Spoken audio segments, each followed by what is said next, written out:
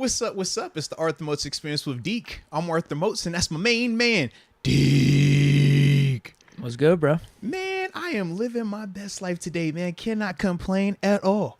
You know, we got a beautiful day in Pittsburgh. It's a game day in the Moats household as well, so you know I'm extra juiced up about that. And, you know, I think that, you know, me and my little lady, we were twinning today, so I felt a real connection this morning. You know what I'm saying? But what's good with you, man? How you feeling today? It's going pretty well. Yeah. Is this the first game? First ball game? Baseball? It is. Yes, it's his first T-ball. Coach's pitch. Whoa. Coach pitch, absolutely. First go at it. He's how old? 4? 6. Oh, excuse me, 7. He'll be 7 next week. Yeah. Wow, time flies, I guess. Dude, it's crazy, right? It's crazy. I said 4. Yeah, man. Yeah. He must have been 4 whenever I first met you. It's probably... Right? That was like 3 years 2. ago. It's been 3 years? It's been 4 years. 3? I think 3. It's 3, yeah. Oh, yeah, you might be right then. Yeah. What are the Absolutely. expectations? Dude, I have 0 because, like I said, he's only had 1 practice thus far because this amazing Pittsburgh weather has been holding us back. So literally every practice except 1 has been canceled. So I worked with him a little bit in the house, you know what I'm saying, throwing the ball, hitting and stuff like that. It's been cool. And he looks like he got it. When he had the 1 practice, it looked like he was, picking it up. But it was 1 practice, and now it's like, hey, guys, game day. Let's go. I'm like, oof. So it should be very, very interesting. Are you helping out? No. You retired? I'm in full dad enjoys being at his kids' games mode. My middle girl, she wanted me to do the whole basketball thing with her. I was like, the only way I'm doing it is if there is 0 chance, that the season can go on without you having a coach there. If that's the case, then I'll show up. Other than that, I'm dad mode. I want to be in the stands, just watch my children having a blast. Isn't that how you got swindled into the first one, Absolutely, right? yeah. The oldest? Absolutely. It was a couple years ago you coached. It was one of those situations where it was like, hey, we don't have another coach. If you don't coach, there won't be a team. And I'm like, God. And my little lady looked at me. She's like, Dad, we work on basketball anyways. Why not? And I'm like, all right. And then 1 year turned to 2 years and so forth. So, yes, man. Yes. But hopefully, so far, so good. They got enough volunteers out there. They did ask for us to volunteer at the concession stand. I was trying to be a gentleman about it, but you know how that answer is going to go. So, yeah. You tried to be a gentleman? Yeah. Hit him with And you weren't a gentleman? No, not yet. It's a work in progress on being a gentleman. But I'm not a fan of, when they try to hold your kids hostage. If you want me to volunteer, say it before we sign up. So then I can know all the details. Don't wait till we sign up and then you're like, hey, did you know every parent is going to need to volunteer at least for like 1 hour in the concession stand? I'm like, that wasn't in the fine print. You want me to tell you the nice way? You want me to tell you the non-nice way? But either way. Drama. I'm just throwing it out Parent there. drama.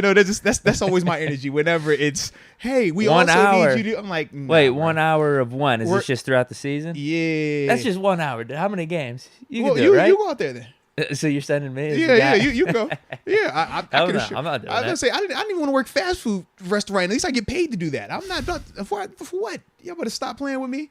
Yeah, man. Yeah. So like I said, I'm working on doing it the nice way, but it's a work in progress because I don't really like that type of energy. Yeah, you can't really not show up to the games. You want to support your son. I'm definitely the one who's gonna show up at the game and be like, yo, I'm on the next shift. That next week. Yeah, the following. Yeah, Could Shauna just do it though? It counts for both. Well, see, I'm bougie. I'm bougie when it pertains to stuff like. You don't want Shauna doing it. This the Moats team. She with me. You know what I mean? Can we make a donation? Can we make a donation on behalf of I'm not going to lie. That's just where my energy is with that win. Only when it's sprung after the fact. If you tell me this when we're signing up and I know this is what I'm committing to, I'm all for it. But don't try to get me in. Now it's been multiple weeks. Multiple practices been canceled. We've had one. Now it's game day. You're like, oh, did I mention that every parent we're going to need you during this? I'm like, nah, y'all waited too late now, man. You think it was malicious? I don't care what it was. I really don't. But that's why I'm just like, man, I feel, I'm working on delivering this in a nicer manner, Are you going to do it through email? I haven't decided yet. Is there a group text? I have. It is a group text that I'm really not involved in. I'm the worst with any of the group texts. Put me in all the team parents. Like that's not my thing. Luckily, I have wifey. She handles a lot of that for us. But yeah, that's just not my thing, man. I said we get some updates as it plays out. Oh, yeah, I'm interested. Yeah, we go see, man. We go see. But as it stands right now, I'm not really digging it. You know what I mean? I see Steelers Road Warrior says, am I bringing the orange slices? Not at all. You know what I mean? I won't pay for the orange slices. I don't mind that part. But I don't want to do anything that is going to, add to my workload or my family's workload. This is supposed to be fun time. I'm supposed to be able to just relax and watch little man play, not have to worry about if I'm supposed to be working my shift in the concession stand. Do we got change for a 20 or not? Oh, they want these fries. Oh, they want those fries. Oh, can they get this hot dog? They want that kind of. No. I just don't want to deal with that. Yeah, I think my mind would explode trying to make some change now. Yeah. You know I used to work as cashier growing up, coming up, high school, college, and I was really good at it. Yeah. But like right now, yeah, it's just like, bro, I'm kind of with you. I mean, that would be a little too much. I don't want to do that. Or you gonna get the kid that comes up there with like $1.57, but the item costs like $1.75. Now I got to go through the moral, battle of, do I just give it to him and say, forget that little bit of change? Do I pay the difference? Or do I tell them, hey, this is a life lesson. You came up short, go back home. You know what I mean? Like, I don't know. I'm in a dilemma right now, man. I really am. Yeah, I see what you're saying. Like they put me in a bind by waiting to put this information out there. I don't like this. It's kind of like a hidden fee. It's not cool, man. You feel I'm me? telling you, I want some updates, though. Yeah, man. Yeah, so we're going to see how this thing plays Well, we'll be out, back man. tomorrow. You'll let me know how at least the game goes tonight, Yeah, absolutely. Right? Absolutely, man. We'll at least get that part in. So I am excited about that. But today, man, we do have a fun show, man. We're obviously going to talk about a Pittsburgh Steeler being re-signed, or at least signing back with the team. Got an ESPN mock draft we're going to react to. Going to talk about some basketball movies because it is, earlier this week it was the 30th anniversary of White Man Can't Jump, which is an all-time classic, one of my favorite movies. So we definitely going to talk down that rabbit hole a little bit. And then we're going to react to a couple of fan mock drafts, maybe the best mock draft we've ever seen. It's a strong possibility that might be the case, all right? So... why are you laughing, bro? Chill out, man. Who's judging it, though, is the question. I don't know. Maybe we both are. Or maybe it was just my opinion. I don't know. We're going to find out, though, all right? But either way, we shall start the show like we always do, baby, with that big boy shout out. So let us know where you're tuning in from so we can give y'all the recognition that y'all deserve. And let's get it going. But yeah, man. Oh, I was gonna also ask you, since me and my daughter are twinning with our Bills stuff, I got an extra Bills shirt. Like, it's really right there. Like, I can go get it. It goes with the flint. Like, we can make it work, bro. No, I can't. Are be you doing sure? That. No, you'd have to give me a lighter with it too. Maybe some kerosene or gasoline too. Oh, I didn't know if you want to like you researching on the job. We gonna research while we on camera. Come on, bro. This ain't no space talk. This is a regular talk. Come on, man. No, jeez. That's in order to disintegrate the shirt, and I don't want to do that to your shirt. Come on. It brings out your eyes. Blue. It brings them out. That's all I'm saying. It is your color. Okay. I do have those baby blue That's eyes, all I'm right? saying, man. That's all I'm saying. I think it would go good with you. It's literally right. It's like right there. I'm gonna pass. You sure? It accents. It'll show off your physique. You got that nice bod going on right now for the culture. Like, just saying. You sure? No. I actually, we'll check. We'll check back. We'll check back. You could check back. Yeah. But anywho, let's see where the people are tuning in from today. Jacob Malaysia.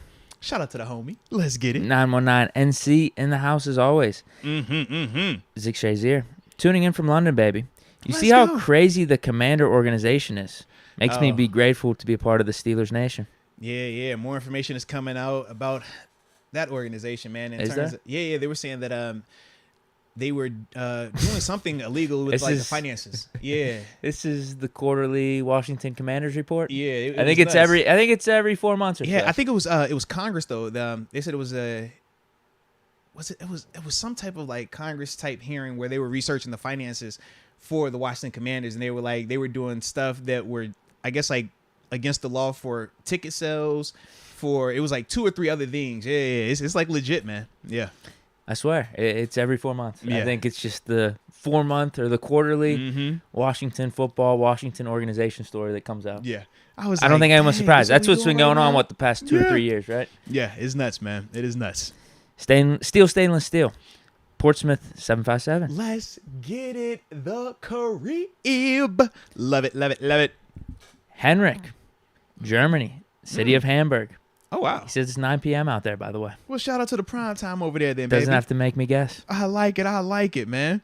Oh, I got to get this one right here. Kenneth Moses. He says Virginia Beach, the 757, the Crib, in all capital capitalizations. Shout out, or capital letters, excuse me, on that one. But shout out to you, Kenneth, baby, representing the hometown. We got Brent Fox, also the 214 for show, Dallas, Texas. And he says, let's go, Deke. Absolutely. I think you're saying, let's go, Deke, put on his Bills top. I think that's what they're saying. But we'll leave it, up in the air for debate. Google East. Moats rocking with the ops today. Who was saying, why would you read that one? It was just under Brent Fox. What you doing? Come on, man. You know how much you and the chat likes the Buffalo Bills. We've already done this experiment on numerous occasions, okay? I don't need y'all to put y'all Bills energy on me. I'm just twinning with my daughter. I know y'all are really fans right now. Y'all got the blue and red, blankets on right now. Deke pulled up. I saw the inside of his car. I was like, yo, Deke, bro, when you switch the interior to Bills red? He was like, man, I was just feeling it. You know what I'm saying? A little something. I was like, all right, Deke, that's cool, bro. Like, it's cool. I get it, man. I get it. Shout out to us loyal Steelers fans in the house, though. Golly. Noah Kublak says wide right. I didn't say it. Oh, wow. I didn't say it. Wow. That's the energy? You think you know a person. Holy cow. Wide right. This is unreal. I got to say this one. Steve_Dadick3. This is my cousin. This is I was down in Florida for it. Okay. He's the one that got married. Man. He's been a big fan of the show, but here's what he says. What's and good? Congrats on the wedding as well, man. Hope the married life is treating you good. Because you said he got married, right? Yeah, I don't know where he's tuning in from because he should be on his honeymoon right now. I think he's on a cruise, so I don't know. He must have maybe bought Wi-Fi or something on the cruise. All right. But he's here. That just goes to show how committed he is. Ah, man, shout out to you, baby. Yes, indeed. He does say checking in from inside Deke's research pen. Well, he doesn't know the end of this story. Because I lost said research pen down in Florida probably the second day in. Could not find it. You told me Went through the whole house, had the whole family looking for it. No one could find it. This is true. Get back to Pittsburgh. Pull out my backpack to get ready for the show. It's in your house. Literally in your house with the equipment. 5 minutes before we're about to start. It's like, yo, is that what I think that is? I put my hand in a pocket. I guess I did not check while I was down in Florida. Oh, man. And there it is. So I actually have it. I'm happy for you. Remember, I was actually happy when you found it. I was like, yeah, Deke, hit it. And you was like, bro, not right now. It's not good. I was like, you sure? Might spice it up. We might need it. You know what I'm saying? But it was all good. It worked out, man. It worked out. I don't know how he's inside that research pen. I guess he's Ant-Man secretly. Maybe my cousin's secretly Ant-Man. Well, either way, that lets him know that, he's in the right frame of mind. And that's all that matters on today's show, baby. Yeah. Yes, indeed. Yes, indeed. You got any more? Well, I'm going to hit it right here one time. My man G. Alexander, because he says, my youths. He's always tuning in from Mars by way of the 804. That's always the homie, G. Alexander, man. We appreciate you as always, I think we got a couple of supers we'll address to start it out. And then after you that, take man, care of we'll the first one. I could do the rest. All righty. Man, I'm actually going through a situation right quick, but bam, playmaker. Let's go. All right. First one is Phantom TX. Shout out to Phantom TX. And we appreciate your support. He says, would love for you guys to react to my mock draft. I sent it under, in all capitals, best mock draft, lowercase. From my email, it has Phantom in it, so you should be able to find it. All right. I like that energy. I would definitely make sure that we, put that No in. one else has made that claim. Best mock draft. You're right. He said the best mock draft. I didn't even say that about mine. Which is, I was surprised, actually, because, you're a self-confident guy, man. I wonder how he did it. Did he do it through PFF? Well, we're going to find out, I guess. Because that's the thing with PFF. You're kind of limited. Sometimes you have the computer teams take some players you would want to take before they even get to you. Yeah. So that's the problem. That's why maybe I wasn't as confident in mine. All right. Like Devin Lloyd wasn't available at the time. I really was just picking names like I'm going to pick this guy. Right. Like perfect scenario. Okay, that makes sense then. Maybe that's it. Yeah. Maybe that's why his is the best. We're going to find out. Maybe, I don't know what day. We're going to find out, though, baby. All right. Next up, we got AJ Martinez showing some love, and we greatly appreciate you, AJ, as well. Remember, you from, the other day, you was, heavy contributing, man. We definitely appreciate that. But he says, good day from Santa Fe, Moats and Deke. Monday, someone said they saw a guy that looked like Moats on the side of a bus advertisement. Yeah. That's the one I was talking about on Twitter. I couldn't find it. Okay. Yeah, I want to see this thing, man, because the one from Magnum PI killed us. That was like I'd say it's spot on. That pretty much equal to the Magnum PI one. What? It's very close. Yeah, I got to see this thing, man. You know what? Check this out, man. If you wanna read the Upper Room one, yeah, here, I got maybe that. Yeah. You search that. Let me get some over here. Give me some time to scroll, because that's what happened last time. I just didn't have time to scroll. So we got my man G. Alexander joining the Upper Room. G. Alexander, welcome to, or should I say welcome back to, the Upper Room. Yes, indeed. Yes, indeed. We always appreciate your support from the heart, baby. Then after that, Brent Fox hit us with the "Here we go again," in the DMX voice, in reference to me wearing my Bills, apparel. Here it is. Hey, yo, y'all gotta chill. Low key, that look like my son too. Hold on, bro. Why did that look like that? Wait a minute. You just gotta throw on the beanie and glasses. I mean, that might be you. Whoa. That's equal, if not better, than the Magnum PI one.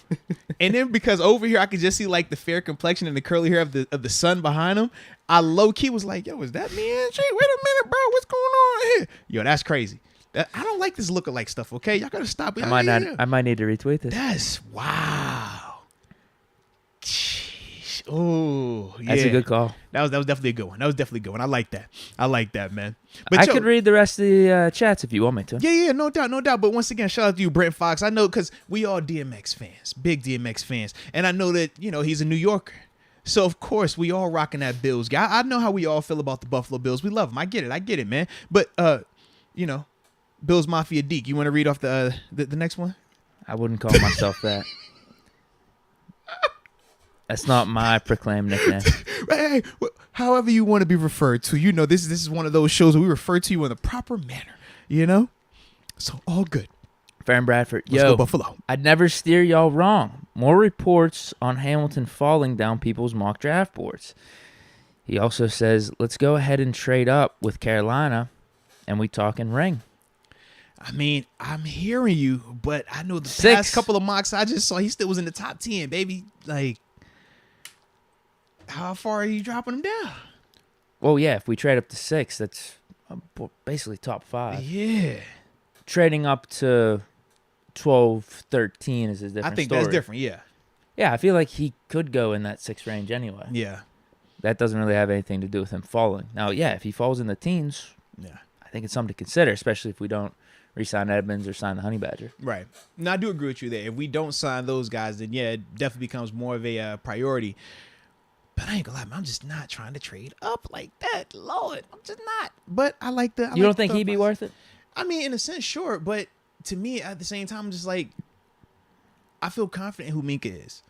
And I feel confident that I can draft a guy if I need to a little bit later. Yeah, where it's like, because I already have Minka, I don't have to go get a bona fide stud safety. I'll be fine. That's just kind of my thought process with it. I don't feel like I have to have 2 A players or A+ players at that position. If I got 1 A+, I can get away with Pittsburgh grading, right? B- or B, however y'all do it, right? I feel like I can get away with one of those and pairing with that and still be fine. That's just kind of my mindset with it. Whereas I know if we move up for him, it's going to take a little bit. You know what I mean? So what am I missing out on potentially in terms of filling another spot because we don't have a ton of right? We already don't have a ton of draft capital in the early rounds, anyways. That's just kind of like my thought process. No, that makes sense. Tyler LaQuatra, first 3 rounds: Jameson Williams, Brisker, and Petit Frere. Okay. Not bad. Okay. I like it. Now, Brisker, man, the more I watch him, I do like him a lot more, man. Like, physical tackles. I like that type of dude, man. I like it. Mr. B. Malarkey. Moats, if we end up top 5 on defense and from the 10 to 20 range on offense, are we making the playoffs? Also, if it's really Mitch or Mason, I'm on team, why not Mason? Okay.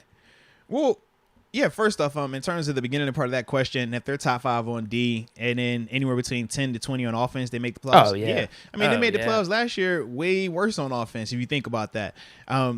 This team is a playoff team. They're going to be in the playoffs, barring... And worse on defense. I mean, we were average on defense. We were the worst rush defense and middle of the pack in pass defense. No, absolutely. Yeah, we generated sacks and we could create turnovers, but our defense as a whole... I mean, we talked about it. We said, like, we don't feel like they were elite last year.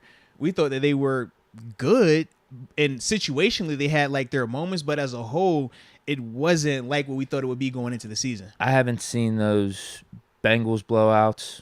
Well, especially the second one. Mm-hmm. Also, like the Vikings first half. Yeah. The Kansas City first half. I don't know when I've ever seen that happen. Even the Raiders situation to an extent. It was just kind of like, man, I don't like how they're moving the ball. I don't like, some of the things they're able to do against us. Like you said, we typically didn't see that out. Or even that Chargers game in a sense. Like, it was a part of that game where it was getting gory. And we're like, what's happening here? Yeah. Yeah, we got those opportune picks. Mm-hmm. And then the block punt. The punt block. Yeah. I just don't know when I've ever seen us look that bad in certain stretches on defense. Yeah. In my whole Steeler fanhood career, I'm being serious. Like, I've never seen it be that bad. Oh. And we still made the playoffs. Absolutely. So I do think we'll make the playoffs just fine. I did want to clarify something. Steelers Road Warrior brought up a great point here because we do got a lot of Bills fans, including you, on the show right now. He was saying when we said are we talking Steelers or Bills? We're talking Steelers. I'm just throwing that out there. Deke. We're talking like not your hour, not Bills hour. I'm talking Steelers. All right. Do I need to say Steelers next time, or can I say ours as well? You'll just roll with it. I don't know what you got to say. I don't know what you got to say. I know what hour means for me. I was just sure how you was, you know what I'm saying? Because I know how you are at times, I'm good going with the flow. We'll figure it out, okay, right? Okay. I don't. There's not much confusion on my part. You sure? Yeah. You sure? Mm-hmm. All right. I promise. Yeah. Because I was looking at on the croc. I know you had like your Steelers and your pins, but then I low key thought I saw a Sabre logo down there. I thought I saw a little Charging Buffalo like the old school. I ain't know what was going on with your crocs, man. It's cool. It's cool. The people know I'm an honest man, so we don't have to worry about it. All right. Is it Let's Go UW? Yes, it is. Mm-hmm. Sup from Vegas. What it do? Dude, he's always traveling around the world. Man. 2 weeks is a little too early, man. Draft about to be out there, man. You gotta wait. Guys, so with the passing of Haskins, he says, I think the Steelers are going to roll with Mason and Mitch and one practice squad guy. So you think it rolls out a round one quarterback? I don't think it rules out a round. I think the only way the round one quarterback is ruled out is if Malik and Kenny Pickett go in that top 10, top 11. Like I've seen some mocks recently have those guys. Because from there, now we're not, like we don't view Sam Howell and Corral and company as a guy you would take at 20. We think of them more second round or even potentially third round with a couple of them. But yeah, I think that's the only way that they wouldn't, go that route, or at least consider it strongly. And based on some of, the pre-draft visits that we're getting information on, we'll talk about that tomorrow a little bit more in depth. They are bringing in pretty much all of these quarterbacks. So the more you start seeing that, the more you start to read into these tea leaves. And you have to remember, prior to Haskins passing away, Kevin Colbert had already said they want 4 quarterbacks coming into camp. And they were saying it's going to happen however it happens. And we just settled on it being another person being drafted because of us signing Mitch and us having 3 guys at that time. But I don't think that changes. Because first off, just for camp purposes, you don't want to go into camp with just 2 guys on a practice squad guy because you're going to burn these guys' arm out by the time the season, especially when it gets later in the year. So you're going to need more people anyways from that vein. But because neither one of these guys, as we've been discussing all offseason, are clear cut, hey, this guy is better than this guy, and it's clear. Because you don't have that, I still think that we could very well draft a quarterback if the right one is there at 20. It seemed like a lot of signs were pointing to us drafting a quarterback even before Haskins passed. Absolutely. There was a lot of buzz around that. So, yeah, I don't think that really changed as much. I think we're going to be interested one way or another. Whether they pull the trigger or not, I don't know. Like, what's the value for them? Is trading up to 10 for Malik Willis too much? That's where they cut it off. But then he drops to 15. Right. Would they trade up for him there? Either him or Pickett fall to 20. Would they take them? I don't know. I don't know who else will be available either. Will Jordan Davis be available? Devin Lloyd, various other players, Jameson Williams. How do they value that quarterback versus any of those other positions? That's what we'll see on draft day. Absolutely. And in fact, now that I think about it a little bit more, I got this Bills sweatshirt on because I was supporting Mitch.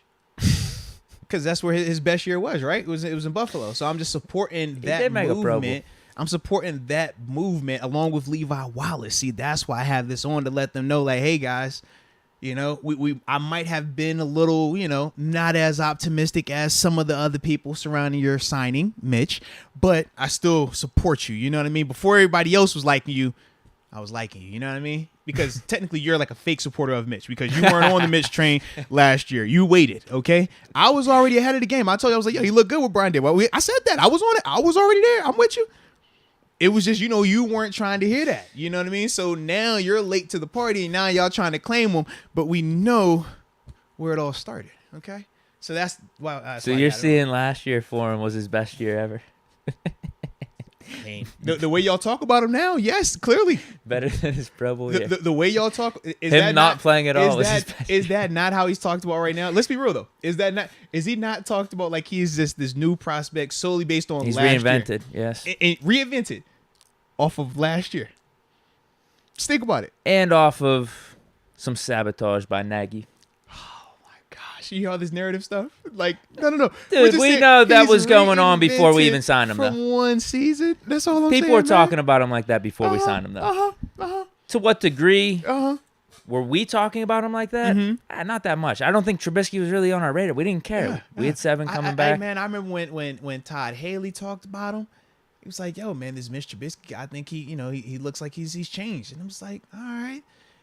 Like, I don't remember seeing him in that many games in Buffalo, but all right, I'm down. It's like, well, he was in the meeting room with Josh Allen every day. I'm like, Josh Allen speaks highly of him too. Yeah, Levi Wallace, didn't he say? Am I wrong? Yeah. I'm pretty sure. He said you saw he was there, so he came. I'm coming to the Steelers. I saw they signed Trubisky. I liked what he was doing up in Buffalo. Like, I'm all for it. I remember we spoke really James highly Daniels. of like Landry Jones because he was dope. I remember that Ben Love, Duck Hodges, he spoke highly of him. We saw that turned. I'm just like, that was Duck Hodges was definitely temporary. And they got the same amount of time. What? Duck has probably more recent tape in terms of when he had that 1 year here and we were excited about him as Mitch has in his 1 year in Buffalo. What's the difference?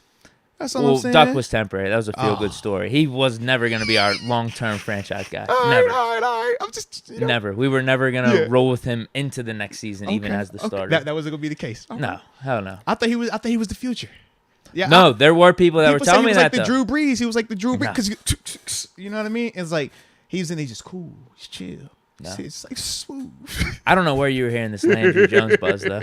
Was that just within the locker room? Hey. In the locker room, I've been with you. We didn't care about Landry Jones. I'm just saying, man. He was with Ben. He was under Haley. These are all the same things we're saying about Mitch, right? He was in meetings with Josh. He got coached by Brian Dable. Like, that's all. I'm just throwing the parallels. I'm not painting a picture. I'm just giving a fact. That's it, baby. That's it. But, I'm just letting you know that, I was ahead of the curve with this thing because, as you told me, let's go Buffalo. All right, what else is in the chat? Who else we have today? I think we have Farron Bradford. Am I wrong? Yeah, that looked about right. Yep. Yep. All right, he says, Carolina said they are looking to trade their first. It shouldn't be anything crazy to give up if they already want to trade back, right? Yeah, because we had to give up a second and a third to move up to 10. Yeah. 20 to 10, this is whenever Bush was drafted. Yeah. So 20 to 6, we're probably going to have to give up a first rounder too. Swap the first, give up a first next year, and probably like a third at least. Yeah, something like that. I think that's significant. Is it worth it to you? I'm assuming he's talking about for Kyle Hamilton. For Hamilton, right? Yeah. No, I'm good on that. If it's to 14, 15, he does seem like he's a class in and of himself for the safety group. So I do think if he drops to the teens, it could be worth it where you give up maybe this year's second and you call it a day.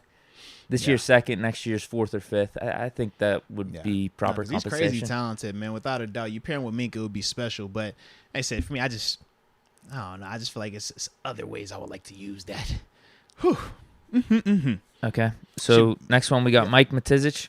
What's your guys' opinion of Steelers being lobbied by ex-Poison lead singer Bret Michaels to draft Matt Corral at pick 20? Yeah, I did see that, man. I did not. Yeah, because apparently what's his reasoning? What's like he say? family friends or something like that. Okay. So he was just kind of like, I think it was on Cowherd's show, one of them shows. He was kind of like, man, because that's his guy. Okay. I was like, all right.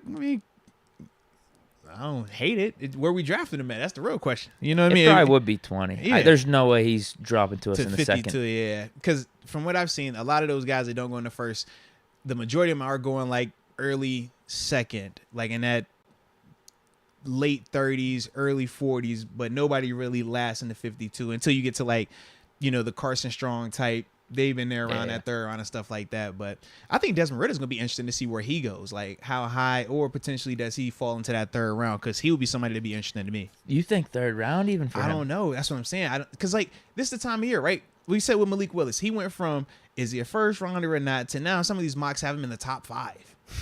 Like, we're going to be talking about that. Seriously, I'm just kind of like, bro, like, and that's all from what? People just talking about him, upside, and they talk themselves into it. And it's like, is that combine throw? Yeah, no, pro day throw. Pro day throw. It's already pro day throw. You know that. So that's my thing. I'm just kind of like, are we gonna fall for that trap again? Where we talk. Absolutely, we just talk.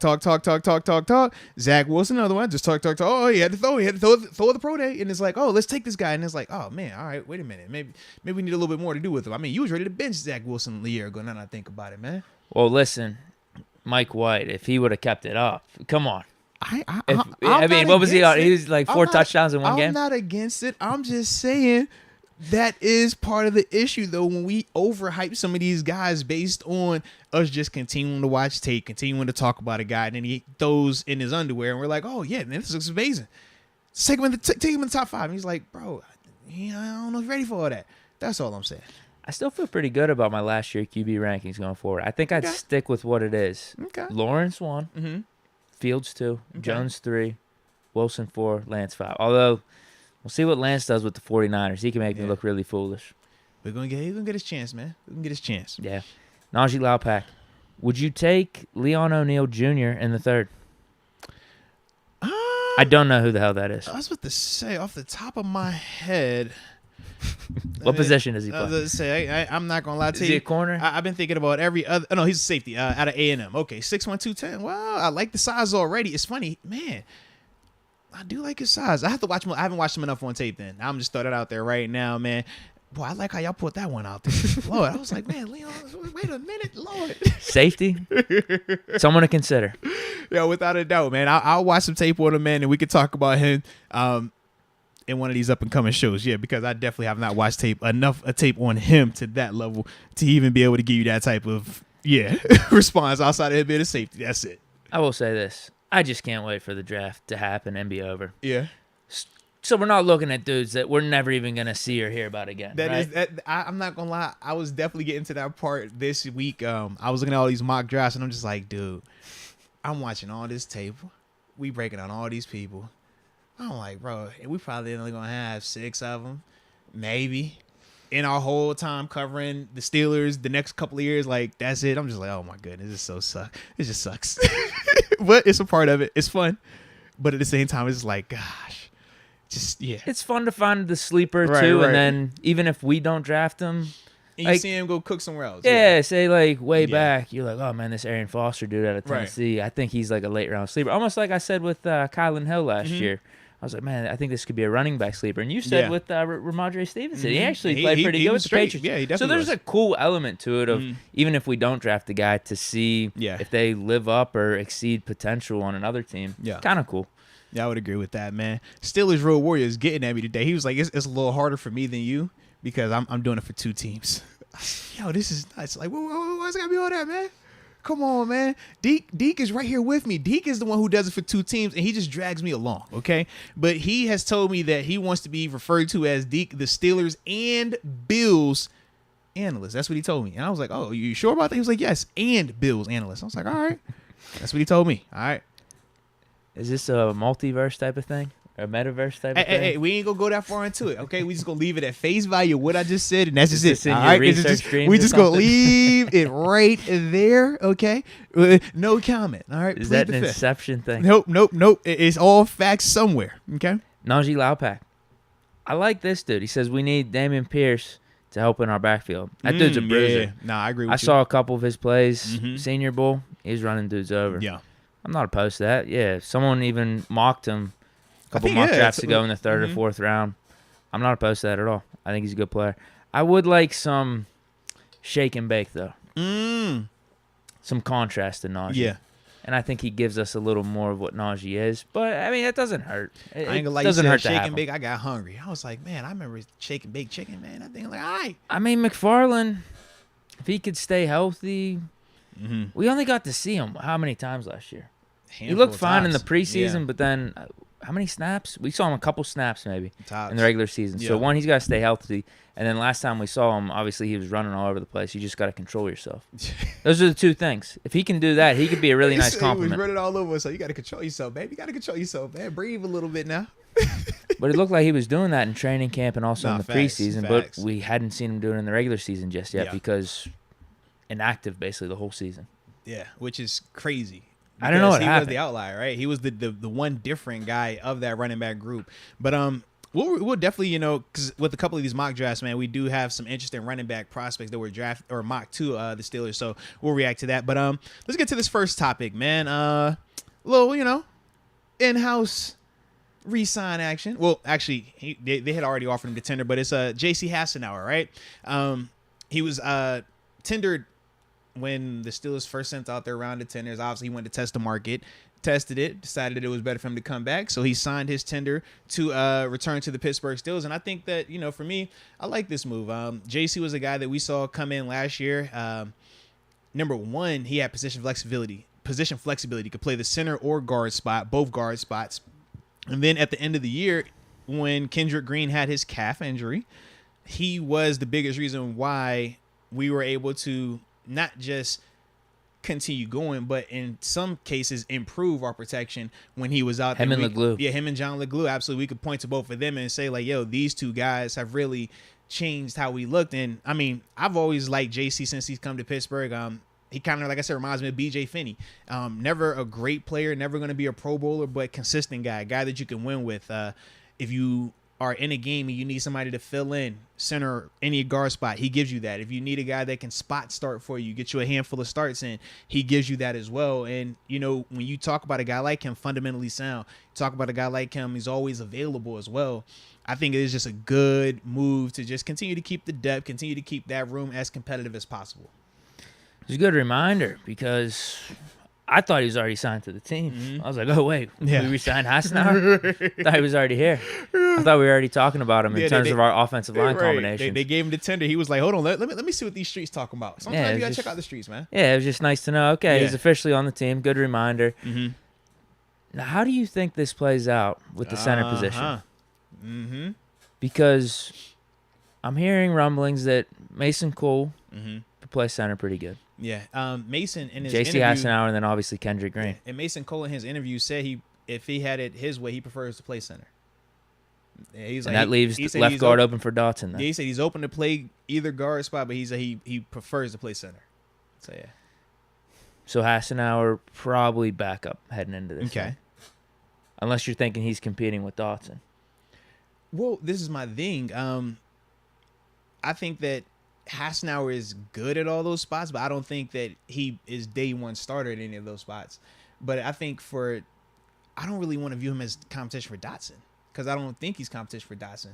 I think if You think he's just backup then? Yeah, and I think if anything, he puts a little bit of pressure on Kendrick Green in terms of getting a helmet because like Kendrick is not going to get cut by no stretch of the imagination, but in the sense of when you're talking about dressing these offensive linemen who can give you the most in terms of positional flexibility and consistency, if I'm Coach Tomlin today, and this is before we see who improves coming into camp and all that other stuff, but if it's just today, I would dress JC over Kendrick because I know JC can play legitimate center snaps and legitimately play guard snaps, whereas right now with Kendrick Green, we know he was. We don't know either. Yeah, we don't know. He was undersized as a center, and he would be even more undersized if he moved to guard. So he's the biggest question mark to me. So that's why I would lean more JC, but I don't think either of those guys would legitimately push Kevin Dotson or whatever at the left guard spot. I just don't see that. I think if they want competition for Dotson, it would need to be with not even James Daniels. I think James is going to definitely be the right guard. It would need to be Mason Cole or them drafting someone. That's what I was wondering. Yeah. I didn't know if a combination would be Yeah. left tackle Dan Moore, left guard Mason Cole, and then center between Hassenauer Green, Yeah. right guard James Daniels, then right tackle Chooks, obviously. Yeah. And like, I mean, that is my one man way- Dotson's out, which I don't want. That's why I would Yeah. like Mason Cole at center, and then we got Dotson Right. at left guard. Yeah, I mean, that's one way it could play out. And I think the biggest thing is just, like I said, we don't know the team's true feelings of Dotson, but we know last year there were rumblings that they weren't happy with him. And then we saw how everything really played out in the season and stuff like that. So it could very well be a situation where they say we want Mason to be the left guard. and make Dotson have to fight to either beat him out or be that swing guard, because we know Dotson can play right or left guard as well. And then you roll with whoever you want to go with at center, whether it be JC, Kendrick, or you drafting somebody. That is a legitimate option as well.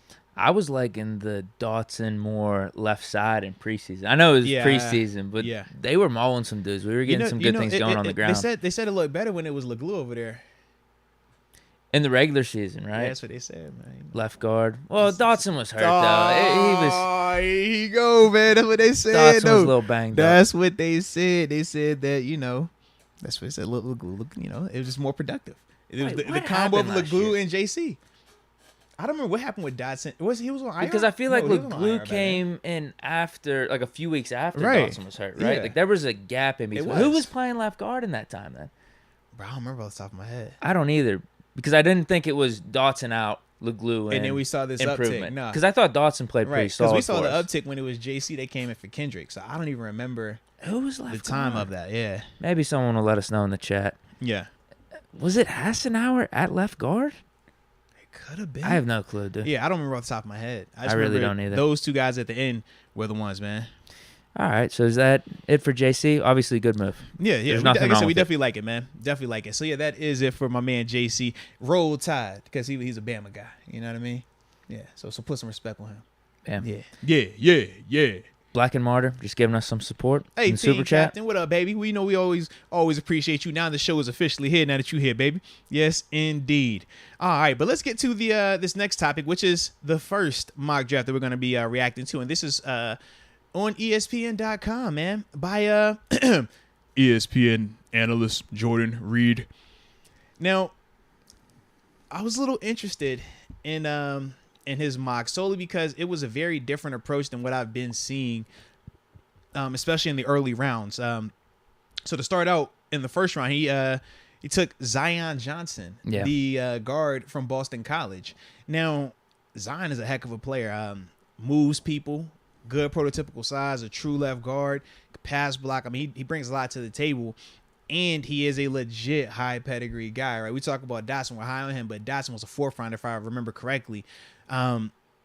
This pick would be, I mean, I would like it, but to me, my biggest issue with the pick is the other guys who will be passing up on during that time frame. So just to give you a little context, while Jordan has us taking Zion Johnson, like I said, the left guard out of Boston College. And he also says the reasoning behind that is to put Mason Cole as the center. Yeah, so we can do that and have Dotson starting. I'm completely fine with that. That's why I think this is a stupid pick. Yeah, but it depends on how you view Dotson. Because if you're thinking that Dotson is inconsistent, or if you don't believe that Dotson can be that guy, well, he is going to be a better player than Dotson. Just in terms of right now. That's my only thing. If you think that. I don't think that. I think Dotson will have a better season than him. That's fair. And why you think that, by the way? Dude, he was having... Like Dotson, no, well, I do like Dotson, but at the same time, every time he's played, he's been pretty solid. Yeah. Okay. I think injuries really derailed him last year, but his rookie season, he was showing a lot of flash. We were talking about him being a Pro Bowler in this second season. It just didn't happen that way. I mean, the whole line was bad, and I thought it was Dotson and Trey Turner, I thought were probably our best. I would agree with that. Dotson went healthy. So he's on the right trajectory. Yeah, I would agree with that. And also, they said the names were Rashad Coward and BJ Finney. Those are the two when Dotson had went out. Oh, that's what, because I was like, I forgot all about Coward. I was like, was he out there? I think he was though, bro. Oh man. Yeah. I forgot all about him, man. He just signed somewhere too, man. I forgot. Oh, did he? Goodness. Yeah, I think he did. Like seriously, yeah. Yeah, I remember seeing his name. I was like, good for him. All right, keep it going there, baby. Yeah. But some of the guys that were available, like I said, around 20 when he had us taking Zion Johnson, Devin Lloyd went after that. Chris Olave, the wide receiver out of Ohio State, went after that. Devontae Wyatt, the interior D lineman from Georgia. Tyler Lindenbaum, the center out of Iowa that everybody loves. Treylon Burks, the big body receiver from Arkansas. He went after that, along with Kenyon Green, another true guard out of Texas A&M. Travis Jones, the nose tackle, or interior D lineman from UConn. Flying up to the first round now. I know, right? It was crazy when we At first least in started his talking mock about draft. him. Yeah, when we first started talking, I was always second guy, second round. He'll be all right. Definitely done moved up. And another receiver that has been mocked to us a couple of times is Jahan Dotson. He was going after us as well. They had him mocked to 30, going to the Chiefs. And then to wrap up the first round, Nakobe Dean was another guy that we would have passed up on. So obviously in the chat, y'all let us know your thoughts on, if we were going Zion Johnson versus some of those other guys that I named, and to give you context, because I was concerned. I was like, you know what? Let me just check the date to see when this mock came out, because we know with the Haskins passing, some mocks were updated. Right. This was actually 2 days ago. This was on April 11th. So this does take into account, us not having Dwayne Haskins as well on that roster. But that was the way that he went right there, saying Zion Johnson at 20th overall. Some more context. Corral, Howe, Ritter, all still available too. Yeah. How about these interesting picks though? Did you look at the? I did. Talk about it. Beginning of the first round and all the picks it. before us. Malik Willis went number 2 to the Lions. Yes, dude. I was like, oh, yeah. Can't say that I like that a lot. Kenny Pickett 6 to the Panthers. A lot of people are mocking that because of his connection to Matt Rule. Jordan Davis 13 to the Texans, so maybe he goes a little bit higher than we're thinking. Yeah. And then Jameson Williams is 1 pick ahead of us to the Saints. Yeah. But all those guys that you listed after is another reason why I don't really like this pick. Where did Hamilton go again in this mock? I think he was in the top 10. He was like in a normal spot. Right. Same with Sauce Gardner. He was in the top 10. I want to say was he at 6? And a couple of the receivers went like he Drake went at London. 8. Yeah, he went at 8 to Atlanta. Yeah, no, they went back to back actually. Hamilton went 8 to Atlanta, and then Sauce Gardner went at 9 to the Seahawks. Yeah. Yeah. So my main thing too is with Devin Lloyd, Chris Olave. Yeah, you could even throw like Burks or Dotson in there too. Is there an argument Kenyon Green's a better guard than Zion Johnson? I mean, we were talking about him being in the top 15. But anyway, one of the main reasons I don't like this is I feel like we could get a dude like Olave. And I would have said this a couple weeks ago, Devin Lloyd, in terms of them making an impact instantly. Yeah. But I am wondering, as time is starting to distance more and more from the season, is Devin Bush becoming better and better? That's how it goes. What I mean is exactly, I know exactly what you're saying. My point is that's the Mitch Trubisky effect. My point is out of sight, out of mind. Oh, I think he's a better player now. Chris Olave, Devin Lloyd versus Zion Johnson. I think both of those guys could have immediate impact on the team this season. Whereas Zion Johnson, we're just drafting him, I think, to compete with Dotson, right?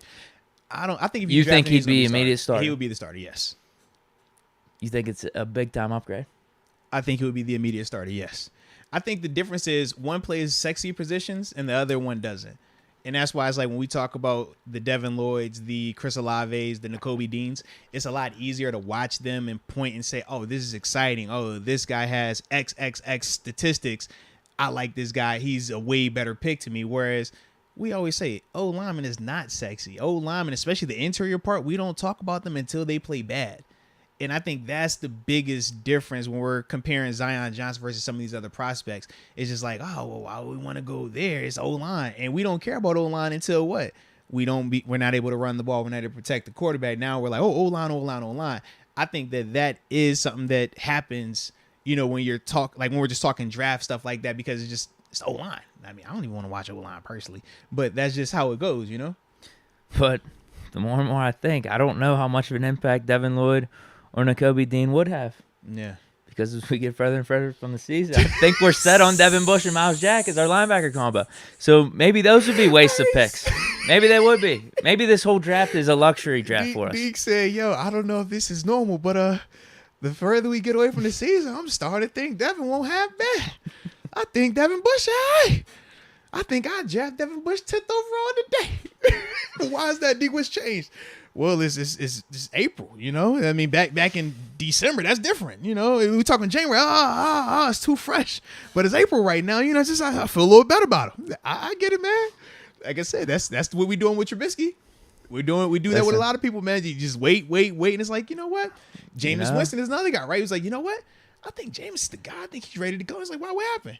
We played good for like 5 games, got hurt, but I think he's it's time. It helped him out. He's ready to go. It's like, all right, man. I don't know how much of it is my sentiment or if I'm playing off the Steelers and what they're going to do. Yeah. Because if they're going to put Miles Jack and Devin Bush and they're slated in as our 2 guys, then I feel like it would be a waste of a pick, right or not. No, Whether you think Devin Yeah. Lloyd or Nakobe Dean could step in right now and be better than Devin Bush. Now, does that change your mindset, though, knowing that this could potentially be Devin Bush's last season here? Because if we don't pick up the fifth-year option... Just having a guy in the wings, maybe. Absolutely, because you already have your guy, you already have your stud. It's not terrible because if Devin Bush does falter a little bit, too. Bro. What? Caleb Cole, he's like, the difference is Devin Bush has dreads now. I didn't know. Does he? I don't know. I haven't checked it out. But maybe I know he cut off the little one. Maybe he need to grow that back. I don't know. And then he was rocking the fro a little bit. Yeah. Maybe go with the baldy. 2 years removed from this ACL, you know? You Hey, man. talk yourself into it a little bit. But if that's what the Steelers are going to I'm do. so glad you brought that part up. It does feel that way. It feels like we're ready to just roll with Miles Jack and Devin Bush. Bro. Yes. So my hopes of getting Devin Lloyd are kind of thwarted right now. That's what it feels like. Yeah. But to your point, if Devin Bush does falter a little bit during the season, you could stick Dean or Lloyd in, and they could be really good replacements and also be the long-term answer. Yeah. So maybe that's why it wouldn't be a waste of a pick if we Gotcha. do want to have Devin Bush as the slated starter. I think I'd go Olave, though. Okay. With us not having that wide receiver 3 right now, Yeah. I think that would be my pick based off all these guys on the board. No, I definitely like that. For me, man, I was stuck between Devin Lloyd and Chris Olave as well. Yep, that's what I'm thinking. Like, those are my two dudes, man. I didn't even want to touch corner. I thought that we would be good. I could still feel like we can get somebody, later on. But, yeah, if I had to pick, I'm just telling you. Olave is more of a need. Olave is more of a Yes. need than both of those guys, than Lloyd and Johnson, if we're being real about it. So I could definitely go there. I just think we're rolling with Devin Bush. Hey, I just man. do. It's like that. Hey, man, if you believe it, then you know what? You're probably not too far off any day going way. But in the second round, he had us taking Fedarian Mathis, the interior D lineman from Alabama. Dude, 6'4", 310. I like this dude a lot, man. The more I watch him on tape, the more excited I get about him. Very fundamentally sound, hand placement, consistent, pad level consistent, the get off, and positional flexibility. He can line up as a zero or a nose tech, think more Tyson Alualu, but he can also bump out into that 5 tech for the base downs, think more to it and Cam when we're playing our regular 3-4 defense. He gives you some of that, and I also like his lateral movement in the sense of when we talk about Jordan Davis, he's north and south. He's not giving you any looping action in terms of pass rush games. So if he's with a TJ or with the Alex Highsmith and he's rushing to their side, if there's any type of game, he has to be the first one. So it kind of tips that hand. It would be a little bit of a disadvantage for us.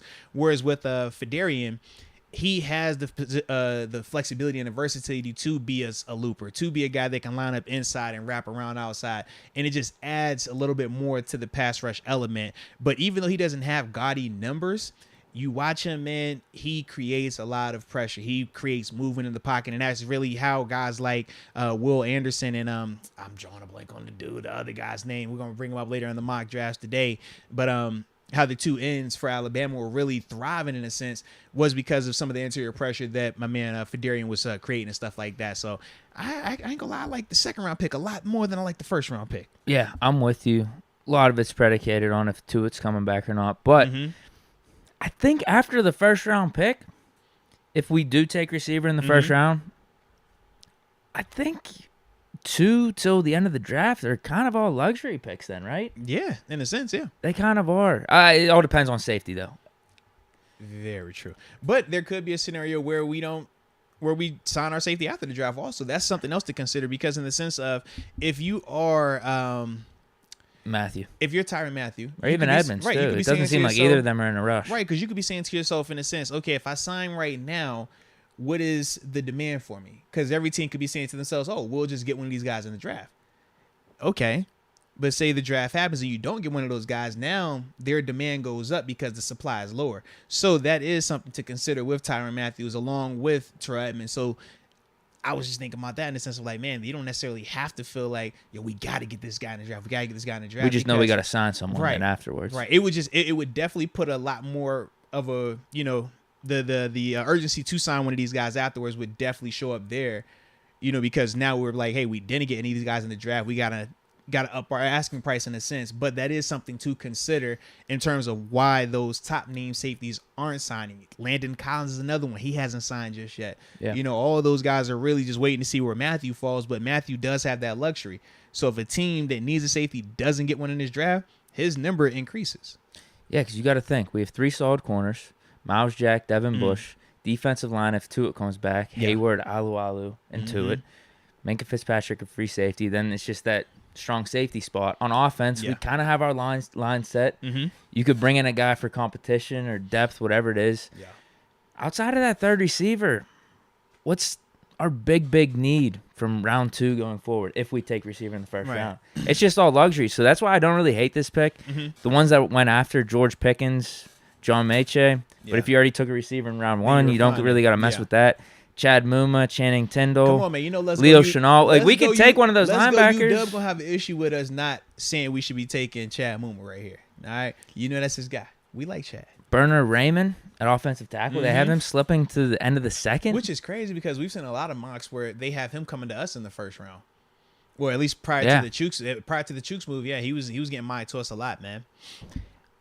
I don't mind that pick at all because there's an argument for him being a good depth guy for us, even if Tuitt comes back, and then being the future. And the same could be said for any of those linebackers that I just mentioned, or Bernard Raymond. It's not terrible. He looks like he could fit our system, too, for all the reasons that you said. Yeah, without a doubt, man. Without a doubt, man. Now, in the third round, this is where it gets interesting right here. He has us taking Daniel Falele, the big-time, massive-sized right tackle from Minnesota. I ain't gonna lie, he reminds me of, like, Zach Banner in terms of his stature. Was it 6'9", 390 or 380, something like that? Like, massive dude. Definitely a road grader in terms of run blocking.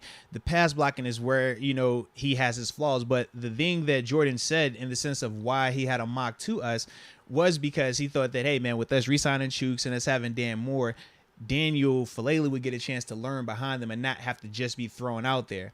And then by the time he is ready, now you already have him developed. He's ready to go. But he is, to me, he is a right tackle just based on his size alone. I don't know how he would handle space of that left tackle spot because that is his struggle. When you're talking about the bend and speed rushes, you get a lot of that at that left tackle spot. Right tackle, you can kind of mask it, slide into protection, tight ends. Most offenses are right-handed, so you're going to always have something to account for that, and the quarterback can see that rusher. I just don't think he has that left tackle ability, so you will more so be bringing him in to be, you know, the future Chooks replacement. Or if you were skeptical about Chooks with the new deal, hey, maybe in a year or two, we might have to get this guy here. If Chooks goes down, this guy comes out here. I think that's what Daniel would be. I don't see him having any type of that left tackle action right now, though. Feels like a little bit of a waste of a pick then. How would you feel about it? I mean, like I said, I don't hate it when you're talking about it in that vein of you're getting depth because right now, who is our backup right tackle? Who is our backup left tackle? You know what I mean? Like, I don't think he gives you a lot of left, but it's like you got the upside. You definitely have the size because one of the things that we, you know, don't necessarily like about Chooks is like, hey, man, when it's time to run the ball, you're not getting a ton of movement. You're good in terms of the pass protection, but in, you know, with offense, especially right-handed offense like the Steelers have been, you want to be able to run that rock. You usually like a road grader, somebody that creates or generates a lot more movement at the right tackle spot. You even think back to when it was Marcus Gilbert and Al Villanueva. Marcus was a lot thicker, bigger body, whereas Al leaner, taller, could dance with him and stuff like that. That's just what I think of when I think of Daniel. So it's like, yeah, he could have time to learn, and I do like that element. But to me personally, I wouldn't take him in the third because I just signed Chooks to a deal that's going to pay him roughly $10 million per year. And yeah, if I'm paying him that much and he's not out there, we got bigger issues anyways. So that's kind of like my thought process with him. If I didn't take Devin Lloyd in the first, we talked about guys that would be available in that third. Like, I'm looking to see, okay, is there a linebacker I could bring in there then potentially? You know what I mean? Well, or even a corner as well, you know? Here's who's available. Troy Anderson. I like Troy. That's the elite, like, crazy athlete, former quarterback, running back, turn linebacker from Montana State, man. Yeah. Brandon Smith went in the fourth round in this mock draft. Wow. I don't know how. So he's available in round 3, though. That's different. Brian Asamoah, he went in the fourth as well. So there's 3 linebackers right there. Yeah. That's why I don't really like this. I don't mind it. I don't hate it. But at the same time, if we're not addressing linebacker in those first 2, why not get a guy that has some upside long term for you? If Devin Bush messes up a little bit, you could bring one of those guys in. Yeah, because like I said, this is what made me surprised with this particular mock was the fact that it went O-line 2 of the top 3 picks, knowing how much we've already spent in free agency on our O-line. And I get it. We do got to improve our O-line, like 100%. And I do think we've already done that to an extent. But to me, doing 2 O-line picks in these first 3, I think that's a little bit overkill. And I just don't think we need to do it. You know what I mean? If it's just one, especially in the first. Yeah, if I'm taking one in the first, I don't really want like it Yeah. that much, but at least it's just one out of the first Yeah. 3, not 2 out of the first 3. Yeah, that was my whole thing. I was like, I just don't like 2 of the first 3 being, offensive linemen. Right. If this round 3 pick of Daniel Falele came after we went wide receiver linebacker, It's sure. different. Yeah, night and day. Absolutely. Sure. I'm completely fine with it. But Yeah. yeah, some of those linebackers being available. Here's a time maybe to start considering safety. You got Nick Cross that was available, Brian Cook from Cincinnati. Nick Cross, he killed it at the combine out of Maryland. I remember him. Carson Strong was still available. David Bell out of Purdue. So those are all the notables. I man, I like Carson Strong there as well. You know what I mean? When we're talking about needing an extra arm, a guy that low risk, high upside type guy. I mean, I do feel like you get that in a sense with a Carson Strong type when you're talking 3rd round. So, yeah, that's definitely interesting though. All right, in the 4th round, I do like this part of when we keep researching all these players. We get a lot of like overlaps. Right. Tyquan Thornton out of Baylor. He went up to the 4th round. He was undrafted when we were talking about him. Think about that, bro. At one point, he wasn't even on PFF's website, if I remember correctly. Not. He was not up there. I tried drafting him, yeah. Dude, this is nuts. Now he's up here as a 4th rounder, man. Speed kills, man. The 4.28 on the laser at the combine will do that to you. But I like that pick right there. The 4th, just because, number one, we know what? We need a receiver. And in this particular mock, he doesn't have us taking a receiver in those first 3 rounds. And we do happen to have a hole. And we also want a take the top off the defense type of guy, speed type of receiver, and Tyquan definitely gives you that. I think he's still a little bit limited and raw in his route running, but as a whole, he was still productive at Baylor, and with that type of speed, man, you can make it work. You can figure out some stuff for him. Yeah, it's nice having one of these later picks at least be a guy that you know. Yeah. I felt real good about that. I was like, yo, didn't have to look him up. We're good. Let's go. I just don't know about the timing though. If he's coming in as our 3rd guy, or him and Anthony Miller and like Cody White are competing as our 3rd guy, I don't know if that's good. I would have wished maybe we took a guy in the first 3 rounds at least. Fair enough, but Cody White, Anthony Miller, are they 4.28 on the laser? They're not. No, I'd like to have him my on the only roster. thing, I would man. just rather have someone a little bit more certain in that 3rd spot. Oh, okay. This is like a house money pick for us. Got you. See, because I look at it like, man, worst case, man, you're just a vertical. You're Mike Wallace. Worst case. But I'd say worst case, probably like Hayward Bay, though. Mike Wallace was pretty good. fair enough. Okay, I can see that then. Hayward Bay once he came to Pittsburgh, not Right. Oakland Hayward Bay. Yeah, because he had some good seasons it was with different. the Colts. Yeah. And, he had 1 or 2 good seasons with the Raiders. Yeah. But it was like, we felt like when he got here, like, he did some nice things. He was more well-rounded, special teams on stuff. So, okay, worst case. But then he's like, what round was Mike Wallace drafted in, though? He was 3rd. Dude, Right. he was good. He had a couple But this is 1,000-yard my years. thing, but I'm like, Hayward Bay was a top 5 pick, if I remember correctly. He right? shouldn't have been picked there. He was still a top 5 pick. I can't say Tyquan is I think it was over 7. there. I think it was 7. It's It like, was bro, top he 10. won't there. You know what I mean? Like, like that's all I'm saying, bro. Like, Hayward was like there. He was like, you know what I mean? You put him with Jamarcus. Yeah, I love Hayward. That's my dude. But it's just different, you know.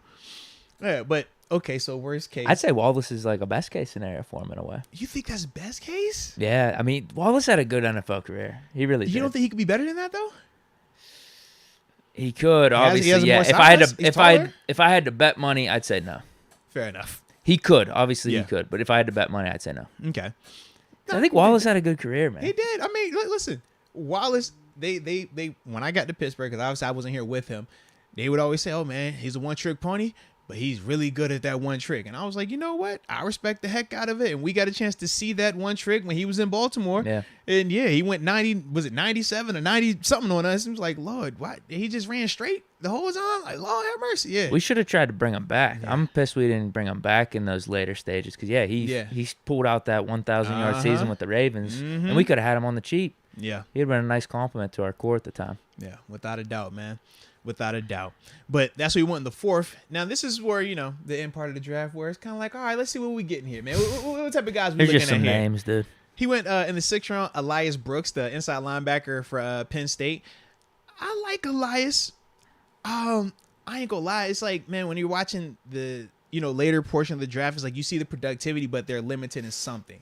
So for me, Elias, I just think that, he's not the best athlete in terms of playing in space, in terms of having like that burst that you want at the pro level. But if you're talking about depth and special teams value, I definitely could see that there with Elias. So I was like, you know what? If that's where we're at this part of the draft and that's the guy you're taking in the 6th round, I can still respect. I see the mindset with it. Well, he didn't address linebacker at any other point in the draft. Yeah, but I don't So I think this is a little too late. Yeah, well, but this is my other thing is, even with this being a little bit later, I still kind of feel like it's overkill in the sense of for what we're getting in the 6th round. What is making him different than Robert Spillane and Buddy Johnson? Oh, 100%. Because to me, right. Buddy Johnson, a 4th round pick from a year ago, Elias is not beating him. I would hope he wouldn't beat him out, you know? So, like, that's kind of my mindset. Then it's like, fair. Yeah, if you're going to take linebackers, take them in the top 3. Exactly. So they could be competition for Bush. Yes. Alice, if you're not competition for Bush, I already have depth. I already have that in a sense right there in that position, man. Yep. And then after that, the 2 7th round picks, got to have a bloodline. Myron Tagovailoa Amosa. And yes, he is the younger cousin to Tua Tagovailoa. Yes, indeed. Yes, indeed, man. I was like, interesting. Okay. So you get the pedigree right Edge out there. of Notre Dame. Absolutely. In Notre Dame. You know how that goes. Got to have a Notre Dame guy, man. You know, so I definitely like that. I was like, I don't like it. If we're being real about it, I know he's a edge guy, but to me, I think he's more of a 4-3 DN. I don't think he's big enough to necessarily play the 5 tech and our 3-4, and I definitely don't want to stand him up. I don't think he's going to be athletic enough to do that. But the final 7th round pick, I was a little bit more intrigued about, but I wonder if this guy's playing out of position. It's Kyler McMichael, the corner out of UNC. He's playing outside corner, but he's built like a safety. 6 foot 210, looks like a safety, but he was playing on the outside. So I do like the coverage element of him.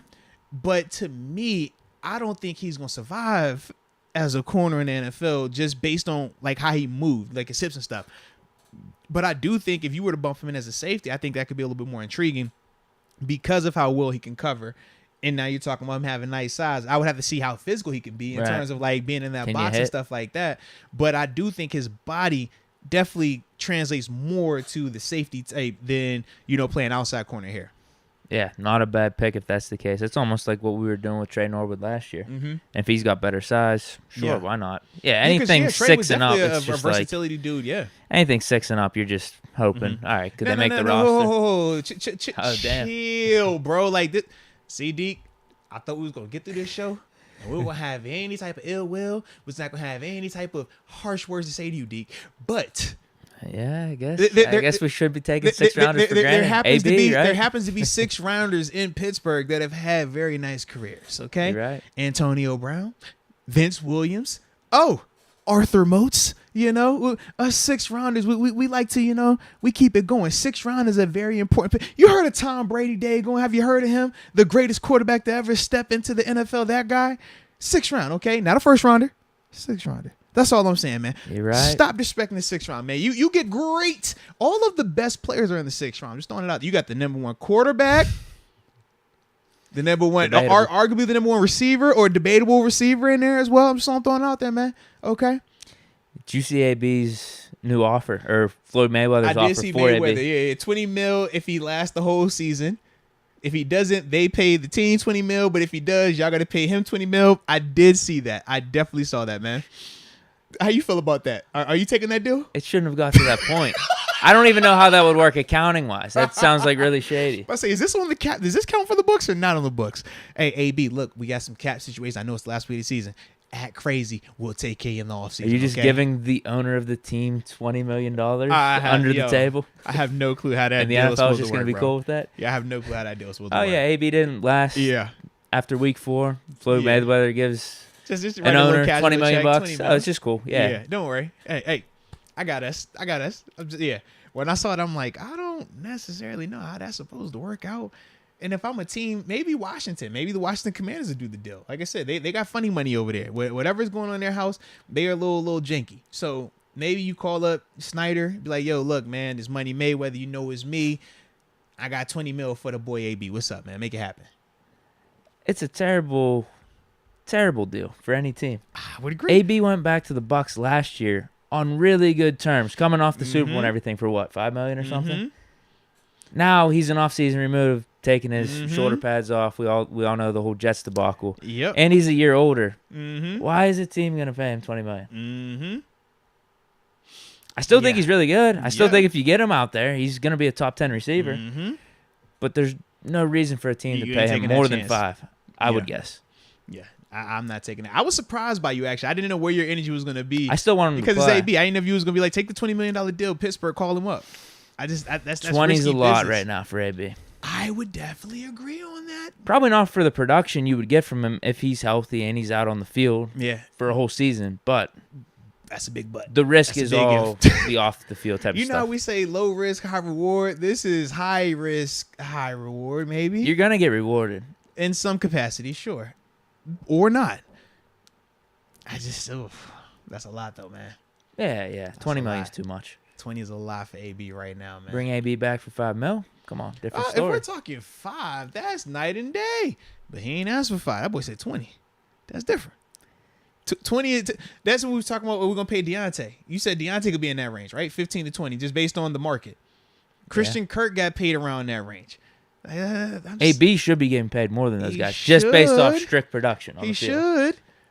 But unfortunately, we haven't had that because it hasn't been linear in terms of how he's been rocking and operating and stuff like that, man. He had I mean, the 30 talent is there. guaranteed to the Raiders. He just literally had to stay on the team one more day, right? That 2 was more it. days? That was it.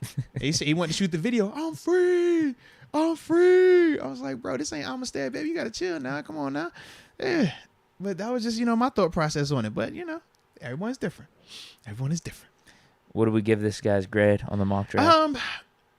I'm going like probably C+. I didn't like it. See, you were going to say C+. I was going to say a B because I don't do the B minus B plus. I was like, I think it's like a regular, Fine, I'll say 86. C. I don't really like this that much. Yeah, or do we do the number? I was 86. Got to give him 86.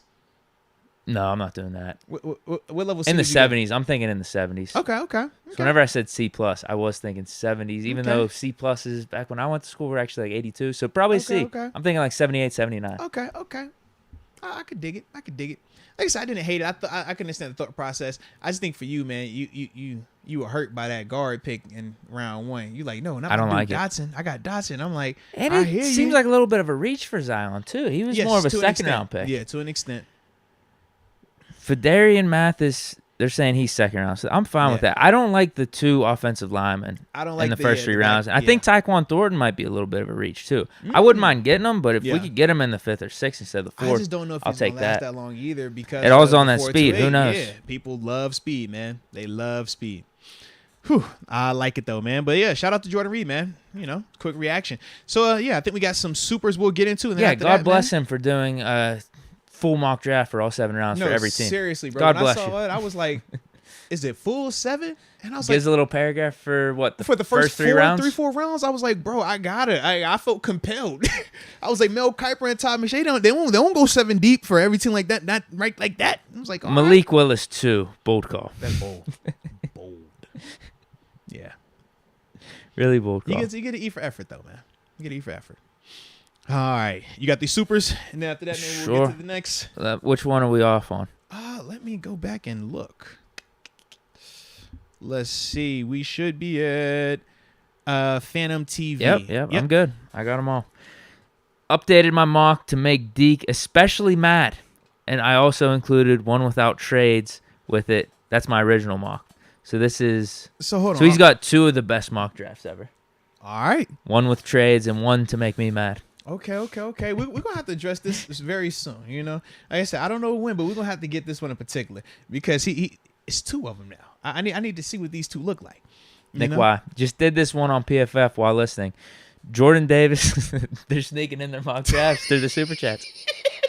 Y'all are funny. I got to appreciate it. Jordan Davis, love it. George Pickens, Daniel Falele, Kobe Bryant, Jesse Luqueta, Mm-hmm. Kennedy Brooks, and E.J. Perry. I actually like that one. That's not bad. Yeah. Doubled up on the Georgia. Okay. Kobe Bryant. Still went right tackle with Falele. Okay. Kobe. We definitely like Kobe. I like Kobe even more if we're getting him in the That's the 4th. 4th. Is that 4th round? I Yeah. like him a lot if we're getting him there. Yeah. I don't want him earlier than that, but that's smooth right there. E.J. Perry. We like E.J. The staple pick. We definitely like the EJ. staple 6th or 7th round pick for all of our mocks. Come on, man. Because that originated here. Y'all brought that to us, and we appreciate y'all for that, man. Absolutely. Yeah. You know what, Nick? I low-key like Nick Wise better than Jordan Reeds. Oh, I definitely do. I ain't gonna lie. I give like this a little him better. 80s, in the 80s somewhere, Yeah. high 80s maybe. I would give a B. You know, that's like my go-to B. I haven't felt compelled for an A just yet. I don't know what the A is gonna look like, but I will know it when I see it, if that makes sense. We got some good ones that just came in. I know. I'm excited about those ones. We'll get to them. Q says Andrew Booth Jr. is the way. Okay. Andrew Booth Jr. Let me see how you feeling about. I mean, I wish I had. This is what we need. We need a full-time like producer.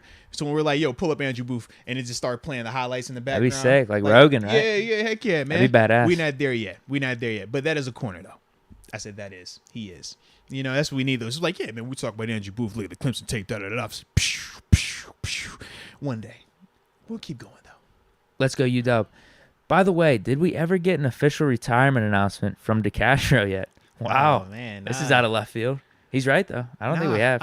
I think part of the reason initially was I think he was trying to do the whole money thing because he was technically still injured when everything took place. And I know just from experience, when you are quote unquote injured and you want to retire, you do need to wait a certain amount of time just to make sure you get all of your checks and money in order before said announcement, you know? So just speaking from experience, you know, that is how that goes. So that could very well be for DeCastro as well. Sometimes you gotta wait. It's like, all right, you got one more check that's supposed to hit on this date, but if you say anything before that date, you will not get that check. And you're like, all right, I will leave this in the draft then. Thank you. Okay. Makes sense. Yes. So that could very well be at play. And that's not nothing new. That does happen a lot. Okay, we're all caught up. I like it. All right. So this next topic, man, is a fun one because earlier this week, it was the 30th year anniversary to one of my favorite movies of all time, White Man Can't Jump. I mean, maybe that's why we work so well, because I had to see it at an early age, you know. Different styles, different personalities, different upbringings, put them together, dynamic duo. Makes sense, yeah. You know what I'm saying? It just felt right. So with that being said, I wanted to talk about our top 5 favorite basketball movies of all time. In the chat, I want y'all to put your top 5 favorite basketball movies of all time in as well, so you know we can see your thoughts on that thing, man. But yeah, man, it's just one of my things, man. That's my movie, dude. That's my movie. I was literally, as it was playing, letting me know that it was the 30th year of it.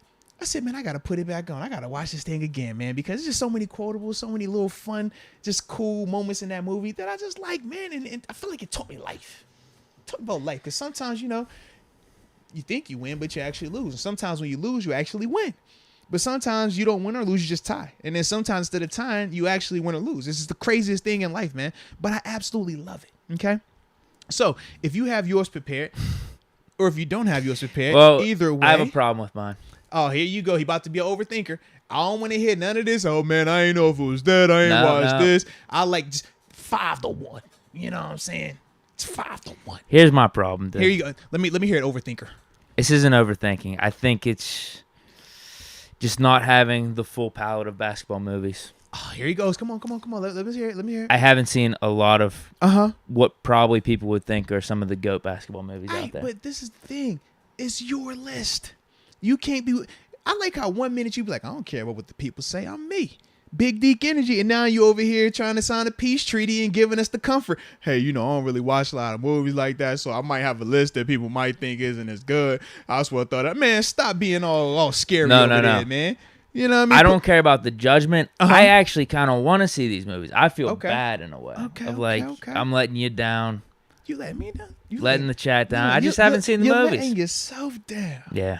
But one day, you know, you'll get to it. One day. So, movies I haven't seen. Is this your top 5? No. Because I haven't seen them. I think they can't be included in my top 5. Why can't they? Well, first, I haven't seen them. Before you talk what you haven't seen, then, what's your top 5? Yeah. Can I tell you what I have seen? Can we just get your top 5, man? It's tough. Deke over here stalling.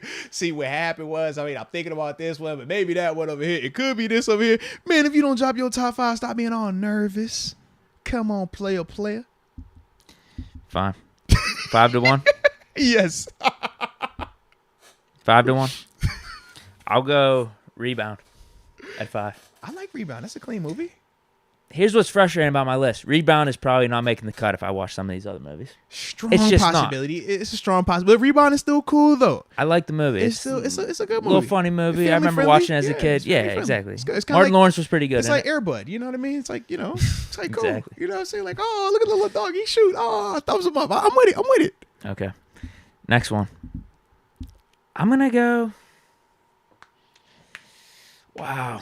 I remember watching it at the time, probably thinking it's way better than what I would right now, Uh-huh. which is why this is tough. Okay. Because in the moment, I would actually probably bump this one up a couple spots. Ooh.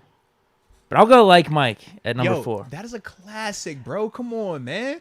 That's young Bow Weezy. I feel like at the time I Come watched it, that was the on. best basketball movie I've ever seen. Bro, because Bow Wow was on top of the world during that time frame. That was Mr. 106 in Park right there, man. Come on, bro. Not Like, only Bow Wow, but having all the Morris NBA players in it Chestnut, too. Dirk, Yeah. everybody. And he was nice. He was nice, bro. And everybody had to bust their shoes. I wanted to have a busted pair of Jordans. Like, yo, is it gonna make my game better? Yeah, man, like Mike is dope. I'm proud of you for having like Mike on your list, man. So you gotta give yourself some more credit, man. Give yourself some credit. Like Mike actually has a chance to stay in the top 5, even if I saw some of the other movies. No, without a doubt, That's how I man. feel about it. So right now I'm gonna say 4. At 3, I'm gonna go semi-pro. Ooh, that's another classic. Let's be Will real. Ferrell Come classic. on, man. 2, Little Jackie Moon action. Coach Carter. Great Bro, movie. what are you acting like your list is trash, bro? Your list is legit.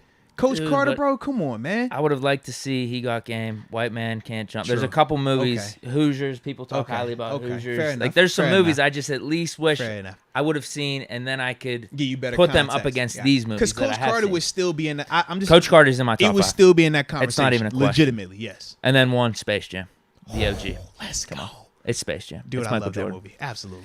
So it's not a bad top 5 list. I'm just missing some of those other movies in terms of what I've seen. No, I like that though, man. Your list was clean, bro.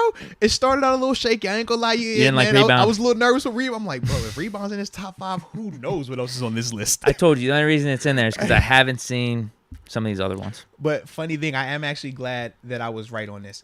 This whole time I was like, Deke gonna have like Mike in his top 5. I could just feel it.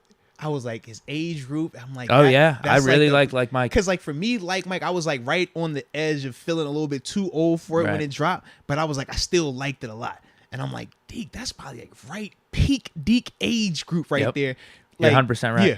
Cause see, that's how I feel about the OG Space Jam. Like that was like I thought that was one of the best movies ever when it came out because like that was my era. Like Jordan still hooping, the shoes, the pop culture, yeah. all the Looney Tunes, the music from the sound. Like Probably it was, the other basketball players in it too. It like was Barkley. like perfect across the board for me. Like I could feel it. Like that was my movie. So that's why I'm like, it's like yo, like Mike gonna be on Deke list, but it has to be. So I was actually glad about that, man. There you go.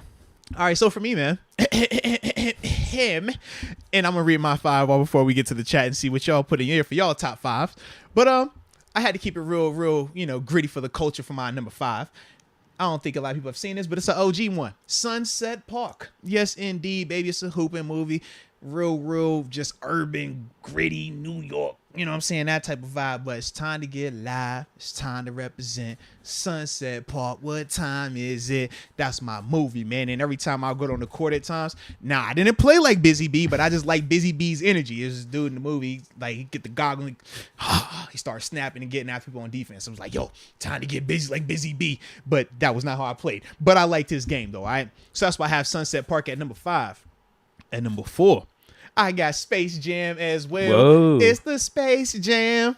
Hear your chance, do your dance. At Everybody the Space get Jam. up. Come It's on time now. to slam now. And a real ain't going down. Welcome to the Space Jam. You know what I'm saying? Like That intro music might be the bro, best intro it's music in the movie of all unreal. time, actually. It's unreal, bro. And then you think about it, like just it's so many just hits that are playing in that thing. Oh, yeah. Oh my! Fly like an eagle. Come on, bro. I want to fly like an eagle. Into the sea. Like, bro, this is just dope. It's dope. I was about to say I believe I could fly, but I don't know if that's frowned upon because of the artist that made the song. We know he don't got the best track record. I'm with you on that. I'm not a supporter of that. Separate the art from the artist. But it's an incredible song, man. I believe I can fly. It's an incredible song. It's an incredible song. All right. So I'm saying, okay. So that is why Space Jam is definitely on my list. And let's be real, the Jays Is that were 4 in too there- low? No, not for me. No, Okay. not for me. Not for me. And in full context, because I know people are gonna say, "Oh yeah, it's because Jordan's better than LeBron." Listen, You got that Space Jam 2 and 3? The new Space Jam is dope too. That's gonna be more. Space Jam 2 make the list? That's more my son's era though. You feel me? Like Space Jam for me is how my son is for new Space Jam. Like he has all the LeBron Toon Squad stuff. Like I'd be looking like, dude, you don't want the OG? He's like, nah, Dad, I want this version with LeBron. So I'm like, all right, I got it. Okay, so that's why I have the OG Space Jam at number 4. At number 3, man, give me Above the Rim. Come on, baby. That's another super gritty movie right there, man. Teach about life, man. Okay, I see it. Because you got to overcome adversity, man. And, at times, a lot of us, athletes can relate to those situations, man, where you're coming Tupac's in this. Yes, Tupac is definitely in it, man. Bernie Mac is in it as well. Like, it's a dope movie, bro. Like, but it's one of those ones, man, where it's just like, you got to, number one, stay focused on your sport, regardless of what's going on at the home life, and then also avoiding some of the negativity from your friends as well, with them going different paths and stuff like that. Something that I unfortunately can relate to at times, man. But yeah, that was definitely one of those movies for me, man. I love Above the Rim, man. So that's why that was at number 3. Now, this is where it got tough for me, man, when I got to number 2, because this movie touches my heart. It has one of my favorite actors of all time, has one of my favorite basketball players of all time, and it has a pair of shoes that are one of my all-time favorites as well. The movie is He Got Game. Denzel Washington, Ray Allen, a.k.a. Jesus Shuttlesworth, in the He Got Game 13s. Oh, my goodness. Man, I absolutely loved that movie. I mean, it's to the point now that I don't even want to call Ray Allen. I call him Jesus Shuttlesworth because that's who he was, man.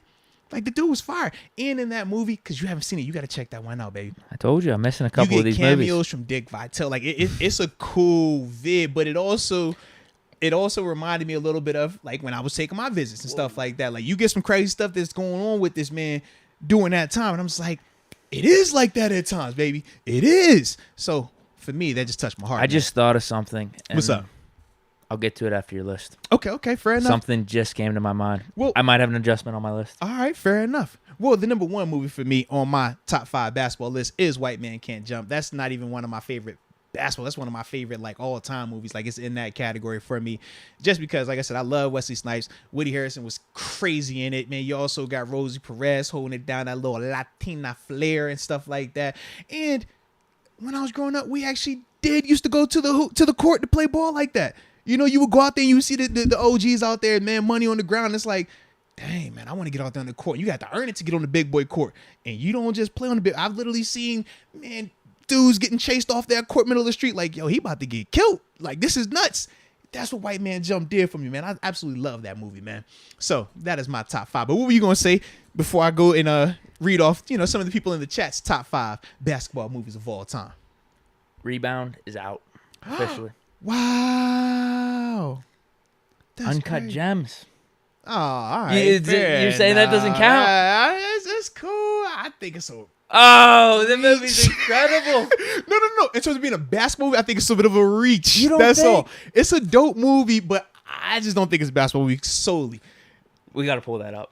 What you mean pull it up? Is Uncut Gems a basketball movie? Yeah. All right. Fair.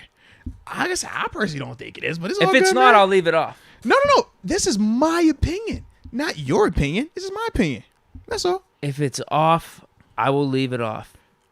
But that movie's really damn No, good. it's a dope movie. The ending was insane as well, man.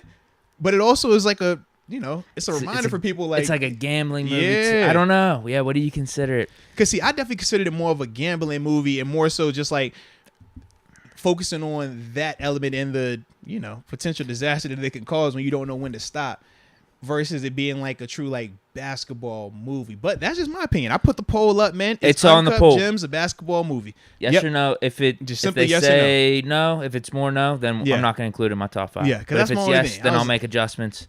And Rebound is definitely out. I don't know where I'd put Uncut Gems though. I might be in the top 3. Okay. So look, we'll let that poll roll for a little while. I know y'all, you like when I put the poll in. All right, so we got the poll in, and it is percolating the way we need it to. All right, but let me look through here and see what some of the people put for their top 5s. All right, and let me know if you see anything on your end. I had a as good one. I saw well. it when you were talking. I got to go back to it. I would say because the chat be like jumping at times too. I got a bro. couple. Here's one. Samurai Finn.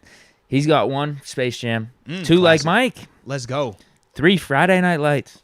Oh, What? hold on. Friday Night Lights, bro. Y'all got to stop. Not favorite sports movie, favorite basketball movie, all right? Come on, It baby. says Come on. Space Jam 3 at his 4 spot. Oh, man. My man is definitely on one right now, man. Is he just making stuff up? Is he trolling? He's saying. Air Bud I at 5. definitely think he's trolling you, bro. No, this is a funny one Maybe right he here meant me, to though. say Space Jam 2. I don't know.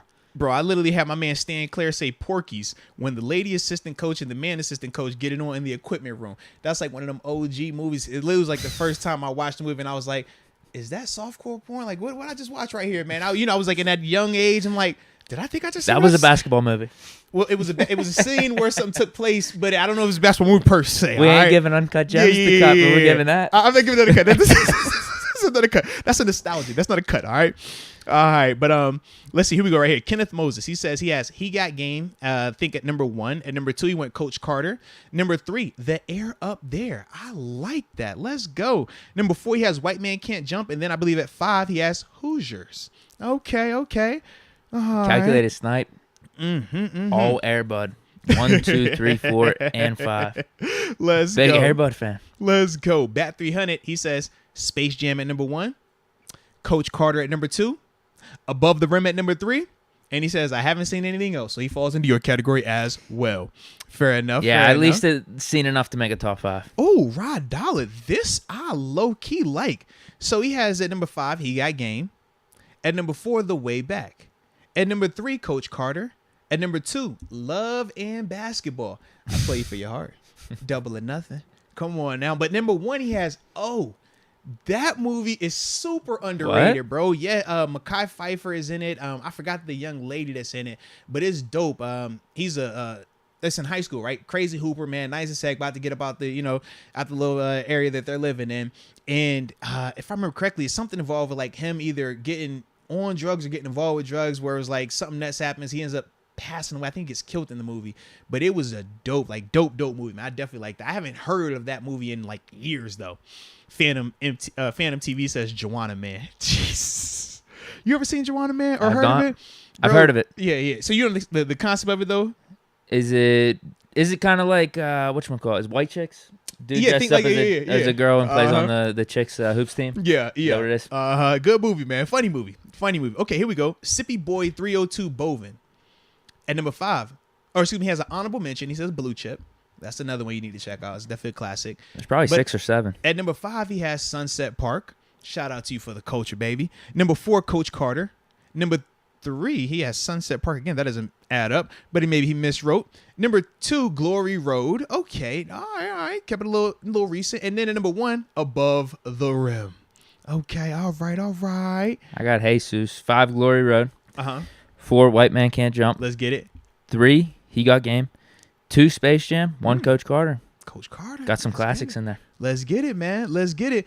Is this Hood Rich Pablo? I love the name, by the way, Hood Rich Pablo. Number 5, Sunset Park. Number 4, Hurricane Season. Number 3, He Got Game. Number 2, Coach Carter. And number 1, Deke, you're going to like this, Like Mike. Number 1. He has it as number 1 on his I haven't list, seen man. it in so long. Like, I wonder if I watch it right now, I'd be like, yeah. It was a dope I still have the movie. same feeling I did as a kid, was so a maybe dope I'd bump movie. it up in the rankings. I don't know. I'm just putting it at 4 to be safe right now. That's how I feel like when I watch. I haven't seen it in so When I long. watch the OG Space Jam, it doesn't matter like when I watch it. I do go back to all those feelings of me like as a young kid watching. I'm like, shoot till you miss it. Shoot it again. He just kept shooting all night. I'm like, yo, that's how you start a dang old movie, man. Let's go, man. Yeah. All right, let me see. We got 1 or 2 more I'm going to look at. All right. Okay, Black and Yellow Texas Steel. This is a good one, too. So he has Space Jam, number 5. He Got Game at 4. Glory Road at 3. Above the Rim, I believe, at 2. And then The Sixth Man. At number 1. You that remember deserves one? an honorable mention. The I actually Sixth Man seen that was movie. a good one, bro. AK all the way. Like, that was a dope. It was sad. I haven't seen that in a while, though. Yeah, it was sad at the beginning when my man died. I was like, yo, what's going on? But then it was dope as heck when he came back the way he came back, bro. I think that one deserves an honorable mention, or at least a mention in all this for sure. Sixth Man is definitely dope right there, man. I like that, baby. I like it. All right. Rod Dolly gives us some commentary on Uncut Gems. He says, Uncut Gem is a great movie, but it's not a basketball movie, Deke, shaking his head. Let's see what the poll says. 77 votes. Okay. I'll leave my list as is then. Yeah, People are saying no. say no. All righty. No, I appreciate that. I at least wanted to know because if everyone, or at least the majority would say yes, then I would want to have it in my list. But if everyone's saying no, then I'm not arguing that. So for rule of the show, then we got it. Uncut Gems is not a basketball movie. Just a good movie. Just a good movie. And Die Hard is a Christmas movie. Oh, all right, let's man. go, baby. All right, we're good. All right. We didn't do a poll for that. No, we're good. It's just part of the show. It's just, those are the two. That's the rules. All right. That's fair. Uncut Gems, not a basketball movie. Die Hard, definitely a Christmas movie. So we're good. Super chats. Am I let's get Tape some Boys? supers. Am I right? Yes. Yep. Tape Boys. The Fish That Saved Pittsburgh, 1979, with Dr. J. I've never seen it. Okay. I have to go look at that. I have not seen it. Sam Pitt brings up the OG Teen Wolf. That was one where I've never seen it. He definitely was a hooper. I don't know if he was nice, but I've seen the pictures of it. I ain't really watched it. You never seen it either? No, I mean, I know It has of it, but I Michael just J. never watched Fox it. in it, right? Yeah, I never watched it, though. Najee Laupak. Best basketball movie. He says this laughing. Says Luck of the Irish. That's pretty good. That was dope. It was a dope movie. It was kind of good. I kind of like that movie. I'm not Those gonna evil lie, bro. leprechauns kind of scared me. Yes, I like the movie, man. Come on, man. That was pretty good. Yeah. I'm glad he brought it up at least. Luck of the Irish. Like, jeez. Stan Clare and all bull. Let's go, man. Let's go. Says The Last Dance. Oh. That doesn't count, though. No, you're right. That's right. a documentary. Hold on. You know another one that I like, bro? I don't know if you've seen this before. It's called Celtic Pride. I've never seen it. Oh, man, dude. When you get some time, man, definitely check that one out. That's another good one, man. Absolutely. Definitely like Celtic Pride. You got to give me a ranking of what movies to see. I got to assume your top 5 list, you would want me to see He Got Game and He Got Game. your first one, White Man Can't Jump, right? Yeah, White Man Can't Jump. Above the Rim, I think you would watch Above the Rim.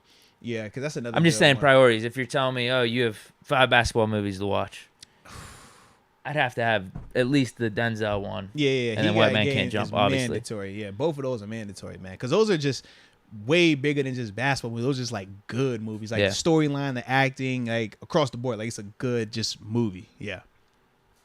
Above the Rim. Yeah. Sunset Park. Yeah.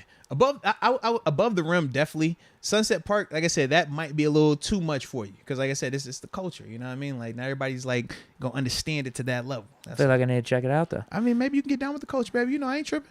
What's another man, one? you can go with a Celtic face Pride. tat, Does but- Celtic Pride make the top 5 is what I'm asking. No, it's an honorable mention. It could be in the honorable mention group along with because Celtic Pride, like I said, that's a good movie, bro. Dude, I'm trying to think. Oh man, it was another one I'm drawing a blank on. Oh my gosh, it had Whoopi Goldberg in it, bro. Oh my goodness, bro. I cannot think of the name of this. Hold on. I'm gonna get the name of it real quick. Eddie. That was the other one. Eddie. So she's like this diehard like Knicks fan or whatever. And she goes from being like super fan, like think you, but now you get a chance to be the coach. Like it's that type of vibe, bro. It's a dope It actually movie. happened in the movie. Yeah, it happens in the movie. And the team actually becomes good. Like they're like dope with her. Yes, yeah. But this around the time when Whoopi was doing like Sister Act, so she was like on her thing. You know what I mean? Okay. But think you becoming the head coach of the Pittsburgh Steelers while Ben is still there too, while all your favorites are still there. You get AB, like it's that vibe. Yeah, bro. Yeah. I'd be eaten alive probably. Yeah. But tell you would like the. It's called Eddie. That's the one. Eddie. Yep. Can I keep Tomlin as an advisor on? In the movie, she didn't have that luxury. Whoa. Okay. In the movie, it was her go. All right. So yeah, but also Rod Dollar does bring up a good point. He says you would like O as well. That was when I was saying with Mekhi Phifer. You would definitely like that one. Okay. Yeah, that's a good one. That's probably more your speed too. Look, not as aggressive. You know what I'm saying? Basketball Diaries. Is that a vibe? I've never seen it. I haven't watched that one actually. No, I haven't watched it. It'd be worth a look though. Yeah. So I have some catching up to do in terms of basketball movies. Yeah. Don't count on me. Last Dance though. That's too funny.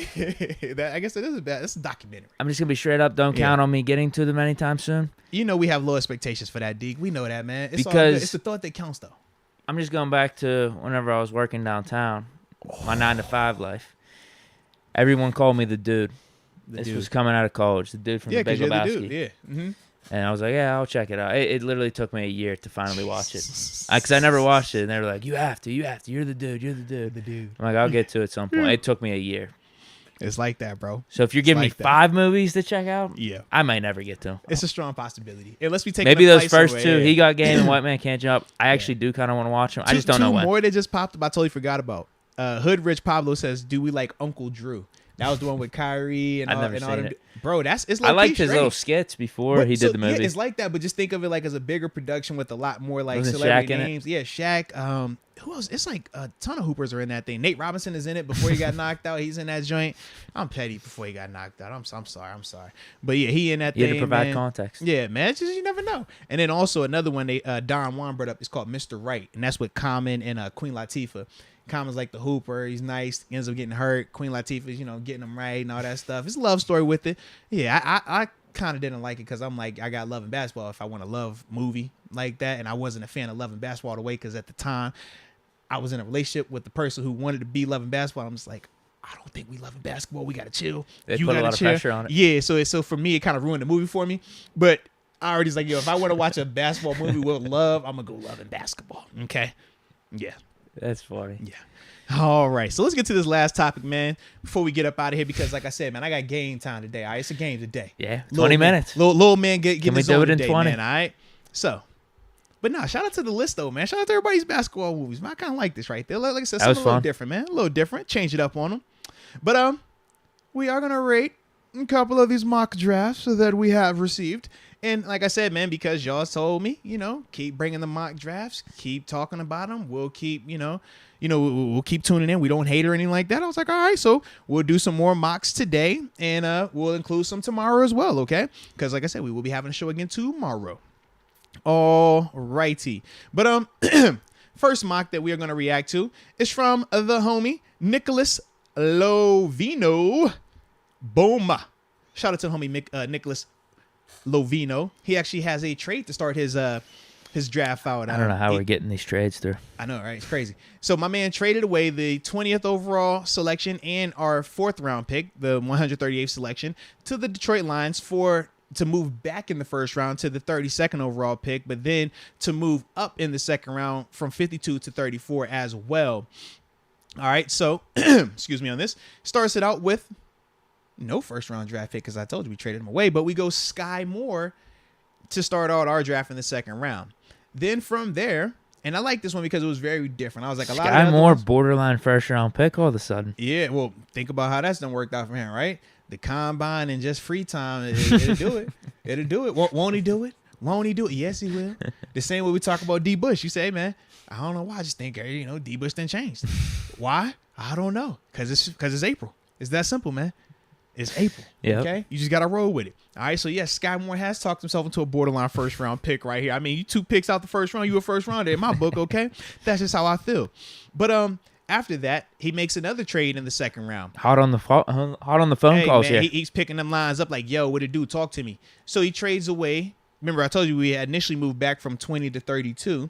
He also traded away that first-round pick, that 32 overall selection, and our initial 52 overall selection, which is our initial second-round pick, to the Seahawks for an additional, picked up 2 second-round picks now, right? So he has the 40th overall and the 41st overall pick in the second round, along with a third-round pick. Yep. So he did a lot of he did some now. willing and dealing, right? He was on the phone doing willing and dealing. So we've had a total of 3 second-round picks, and we have 2 third-round picks, along with our 6th and 7th round draft picks.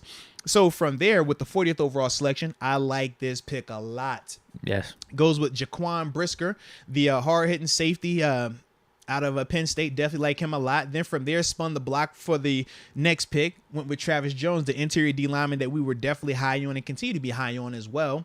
Then from there in the third round, went with the super aggressive, speedy, play with a crazy motor off-ball linebacker Channing Tindall out of Georgia. We liked him a lot when we broke his tape down. Yep, definitely liked him. Then from there, in the second third-round pick, the 84th overall, went with Max Mitchell, and I believe he was the left tackle at for Louisiana. And I remember liking him when I watched him on tape. I thought that he had good size. He was a little lighter for me, for what I would personally prefer in terms of being stout against bull rush and stuff like that. But I thought as a whole, he was still a good player.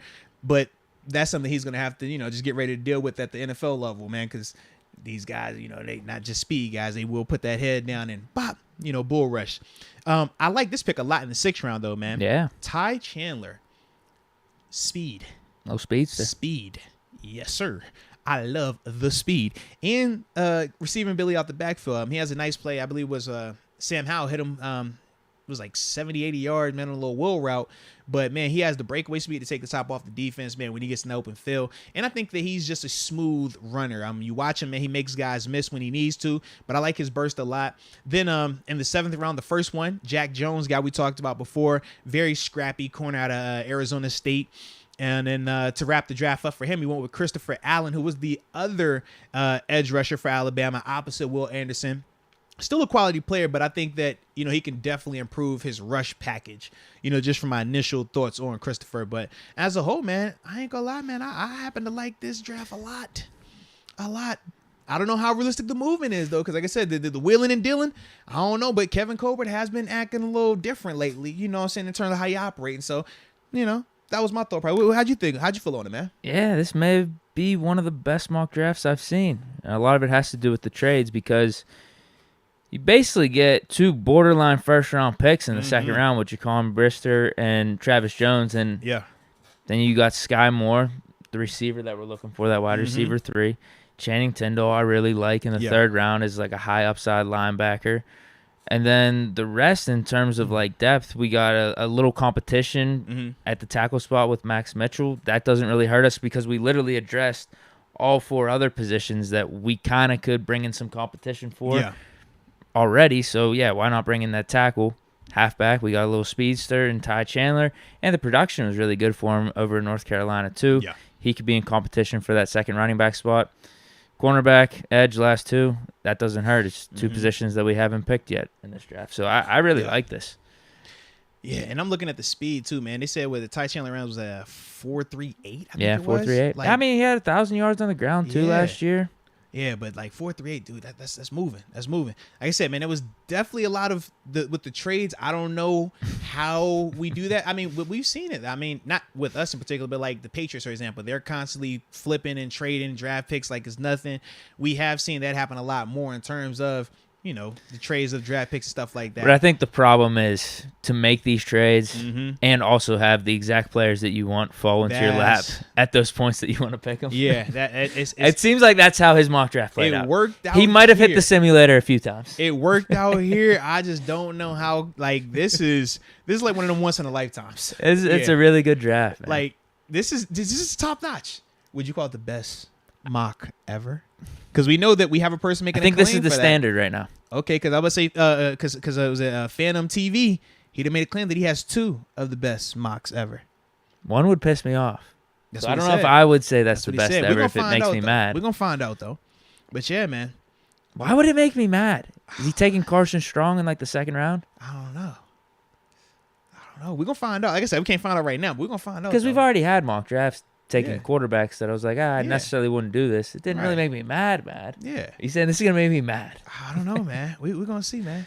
We're going to see. This is a great mock draft, though. I ain't going to lie. I like this one a lot. This is in the 90s. This might be a 94, 95 for me. I ain't going to lie, bro. I was like, I will know an A when it hits me. You giving this an A? This is a solid A for me. This is like 95, 94 range. Like I said, I don't necessarily know how realistic with the trades and these players falling into us in this fashion. But if this did happen, I give this an A at face value, man. Sky Moore, that's a major need that you're addressing right off the break. Jaquan Brisker, we don't have a strong safety right now based on, our current status. So I love that part. Travis Jones, man, we love his value. We think that he is a really, really good player, man. It can only get better, by being in here, being with guys like Cam Hayward and Stephon Tuitt, Tyson Alualu. We were already high on Channing Tindall. So you getting him in the 3rd round, that just adds to that room. And I do think he's somebody that will be able to come in and compete with Bush to an extent because he does have that athletic ability to match him. Max Mitchell, that's competition for Dan Moore. And for me, competition for Dan Moore or worse, you're making him your swing tackle early on. I think that that's smart. And that doesn't kill you when you already addressed all those other positions in your first 4 picks. Absolutely, man. And then you talk about the speedster in terms of Ty Chandler. Definitely like that. Jack Jones, I like his tape. He's just a gritty player, man. Has a natural nose for the football, finds ways to create turnovers. And then Christopher Allen, man. I ain't gonna lie, I like to trust the Bama pedigree. Yeah. You know, you can never go wrong with Bama pedigree, baby. So I definitely like that. Nicholas Lavino, I think you will be our first 2022 mock draft A grade recipient. Pat yourself on the back. You've earned it. So the dude that said he has the best mock draft has to beat that. Yes. That's the standard. That's the standard. Up to. That is definitely the standard. Like I said, we might not get it today, but that's the standard. Okay? Because like I said, we're going to have some more mocks we're going to react to tomorrow. But that definitely is the standard right now, man. I kind of like it. I actually like it a lot, man. This next Definitely one ain't terrible.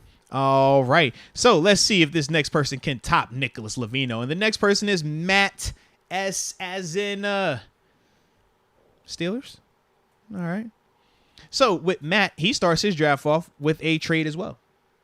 Trades the 20th overall selection to the Green Bay Packers to move back 2 slots to the 22nd overall pick in the first round. But then he also picks up an additional 3rd and 4th round pick, the 92nd overall selection and the 132nd overall selection.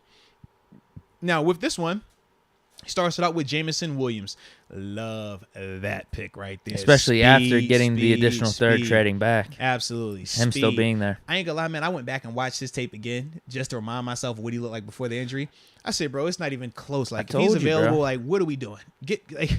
I don't care about that ACL. He'll be all right. I don't care if we got to wait till, like I said, midseason. That tape is undeniable. It really is. He's filthy on film, bro. So he was in competition with Jordan Addison for the Blitnikoff Award. And Jordan Addison had the way better production. Not way better, but it was a significant amount better production than Jamison Williams. But whenever I saw a game or two of Alabama, I'm like, night and day, bro. Yeah. I'm like, dude, this guy's unreal. Yeah. It's crazy, man. Like, I couldn't, like, if he was up in Pitt instead of Addison, I mean, he'd be putting up the same numbers, if not better, with Kenny Pickett and forcing him the ball and stuff. Like, he's awesome. And just his ability, man, he outruns angles. Like, guys have angles on him, speed guys, and he's just, like, making them like they're running in quicksand. It's nuts. So, yeah, I definitely love that to start the draft off. Then after that, with the 52nd overall pick, he went with Jalen Petrie. Let's go, man. Call him a slot corner, safety, however we want to portray him. Just a really good football player. I think that's, what he is. Just a good football player, versatile guy that helps your team out. Then from there in the 3rd round, he goes with Kirby Joseph, the free safety, for Illinois. And with Kirby, it was weird watching him. I didn't I wasn't overall blown away with his athleticism, but he was one of those guys that was always finding the ball. You know what I mean? Like, always getting his hands on it, always just being in the right place. So I do like that. I'm just still, I don't know. I don't know. Would he fit with Minkah? Or is there too much overlap? Well, I think in his case, put it like this. With his case, he would free up Minkah to do more of the down by the line of scrimmage stuff, being more, because you mentioned free safety. Yeah, because he would definitely be in the middle of the field. I just don't know athletically, if he would be able to handle some of what you would face in the NFL, because some of the stuff where he's getting the turnovers, it's like, man, the angle isn't the best, but the throw was under. It was a little bit of an underthrow. Or, he takes the bad angle initially, but he can make up for it because he is a little bit longer in terms of how he moves and stuff. It's just stuff like that where I'm like, yes, you credit him making the play, but does that translate to the NFL where you're not going to get as many of those opportunities? That's my only thing that made me a little bit skeptical about him. But I do like the pick as a whole. The 2nd, 3rd round pick that he had at 92 overall, Carson Strong. Can't even hate it, baby. Let's go. Low risk, high reward if you're getting him there. I definitely could dig that. Then in the 4th round, went with a big body tackle, Zach Tom. Let's go, out of Wake Forest. Kind of short from my perspective, but I definitely thought he was a good player from what I was seeing with him, man. But I definitely think, if I remember correctly, he is a true right tackle. I don't think he could move over to that left side just off the initial thought process, but I definitely like his game, man, from what I saw with him. Then in the 4th round, the 2nd 4th round pick, 138th overall, went with another speedy running back here, man. Kyron Williams out of Notre Dame. Dude, I ain't gonna lie. I was watching him, and I was kind of like, yo, I like his game. And then I think it was the UNC game. He goes 95 on him. I did not know he had that in him. I was like, yo, he's kind of shifty, because I was like, oh, I think that the kid Ty from North Carolina. I was like, yo, he plays a little fast, a little bit more burst. I'm like, let me see what this guy got. Man, I was definitely impressed by that, man. Definitely impressed. He's got like a 4.6 40. Yeah. So you think he just plays faster than? I do, because like he didn't seem twitchy, and even though he had, he was a little shifty, I just thought that Ty was a better player, like a more just explosive and faster player. But Kyron, when I'm watching him go 90, I'm like, maybe this dude does have speed, because you don't go 90 if you don't have speed. And that's my only thing. I'm like, yeah. Because you got to think, man, 90 yards is a long way to run. And you got guys chasing you too. You know what I mean? So it was like, and it wasn't okay, everybody's at line of scrimmage, he just burst through. It was like, yo, I'm running through, stop, change direction, reverse field, then go. That's tough to do. Extremely tough to do, man. But then after that, in the 6th round, he goes with Marquand McCall, interior D lineman out of Kentucky. And I like this dude. He plays with good energy. I just think at times he plays a little bit high. And that's what you deal with when you got big body linemen, man, or D linemen at times.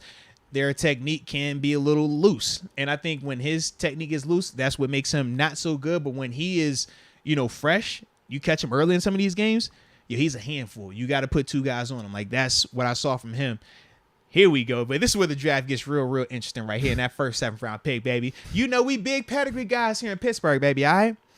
Connor Hayward, man. Little brother of Cam Hayward. Now, I ain't gonna lie, man. He played a lot more running back than I remember. A lot more running back. But I don't see him as a running back. And I don't know if he's a true tight end. I like the H-back. He's like, fullback. Yeah, they're putting him on, because I'm just like, but he also returned kicks. Like, he did some of everything there, but it was so weird watching it, because I'm like, he's not a fast, maybe that's good for the Canada system. Yeah, because he's not a fast, twitchy guy, but he also has one where he takes it 90. And I'm just like, I don't know how maybe he's our that jet sweep guy. Like that. Yeah, bro, it was weird. It was definitely weird watching his tape, but he was productive, and he was running back kicks. I'm like, bro, like, you're the kickoff return man too? Like, this is crazy. I don't remember any of this during the season. It was nuts, but good player. Like I said, I just don't know, like, yeah, he's the new Derek Watt then. He could be the new Derek Watt. I can roll with that. We didn't lose Derek Watt. No, I'm saying he could be the new one, though. You got to have, like, the little brother or the brother to the, So we're bouncing Derek Watt if we draft him? What you think? Well, I mean, TJ already got the money. Yeah, he definitely paid. does. Yeah, he's paid now. He's paid. We got special teams aces, We got Killebrew. We got our return man. You know what I'm saying? I mean, we don't use the fullback like that anyway, so I don't really care. We need a new storyline anyways. Connor's the new storyline. I'm with it. Sure. Yeah, let's do it, man. Works for me. I'm serious. Sure. Connor Hayward versus Watt. Maybe duke it out in the preseason. That's a good storyline. Hey, man, come on, bro. The battle of the brothers at fullback. Bob Pompiani. You know what I mean? I can just see it. Well, man, when you look at this right here, Charlie, I just think that this guy right here, you know what I mean? This is how it's going to go, man. I like it, bro. I'm with it, man. I'm with it. All right. But then the final pick in the 7th round, he went with Dejon Dixon, receiver out of Nicholas State.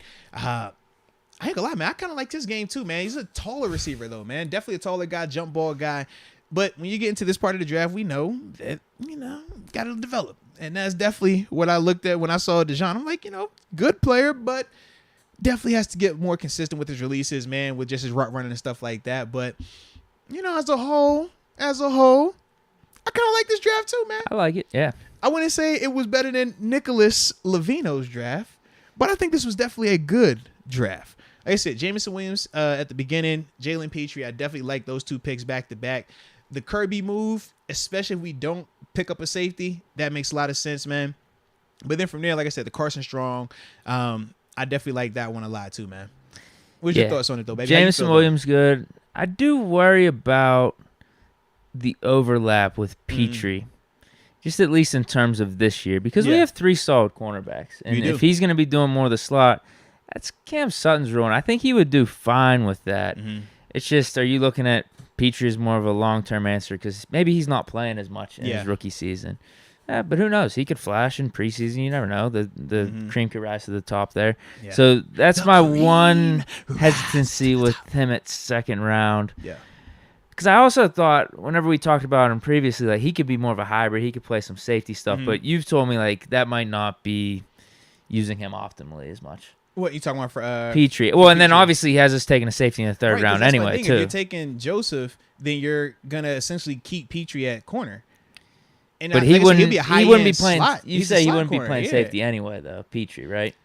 To me, I don't like with us. No, because I would much rather still roll with Edmonds and Minka if we're gonna do that. But I do think that Petre's still a versatile player. Right. Yeah, but like I said, I just think it's a little bit overkill to go Petrie and Joseph in the same draft, because to me, I'm like, they're both safeties, like, or at least if how we would use them with no Edmonds, no Tyrann Mathieu, Right. we'd be playing them as our safety. Right. Yeah. That's a good point there. So you're right. Overlap within the draft, also overlap with just bringing in Petrie and having Cam Sutton if you're going to draft Kirby Joseph. Right. Or if you have Edmonds on the roster, Yeah. or if you have Tyrann Mathieu. So that's my thing. I'm not I don't know how good I'd feel about Kirby Joseph starting, though, as a round 3 safety. I don't like that per se. So I feel like we Yeah. need to bring back Edmonds. We need to get Tyrann Mathieu, or even like Landon Collins, someone in there. Or we draft Brisker, or one of like the top 3 or 4 safeties. Carson Strong, I'm not a fan of the pick, but if we're going to make it and get him in late in the 3rd round, whatever. Zach Tom and the rest of these dudes, Kyron Williams as our second running back, fine with that. Connor Hayward, utility guy on offense. Man, if you're pairing Kyron or Ty with Najee, that's the perfect 1-2. You got your bruiser, you just need your speed guy, and they bring you the speed. Maybe as I'm talking through this, I like this a little less. Yeah. Maybe a low B, B-. Okay. Jameson Williams, probably his best pick, I think. Yes. Like I said, the Jameson, the Carson Strong. If we can get McCall to play consistently, I like him. Kyron, yes, because the speed. I just don't know what the make you miss ability is going to look like at this level. Whereas I think Ty Chandler gives you a little bit more of that. I think just the thought of bringing in a second running back, What round time 4 and on. Like, you got 2 running backs in this. You got Connor Hayward as well. Someone mentioned Connor Hayward versus Derek Watt in the octagon to decide who stays on the roster. Why leave it on the football field? Take it to the octagon. Oh, man. Who do you think wins that? I don't know. I'm going Derek. Yeah, he's way bulkier. Yeah, and Derek, he had 2 brothers that was, with him. And we know. He just looks bigger than Connor Hayward. Yeah. Unless he's got some jiu-jitsu moves that we haven't seen. He's been practicing MMA on the side. Little B, you know what I'm saying? Little Brazilian with it. Let's go. But I definitely like that, though, man. Like I said, that was solid right there, Matt. What's your grade? S. I'm going to go. I'm being tough today. I'm going to say a C. Oh. I'm going with a C. Okay. You don't like the second and third?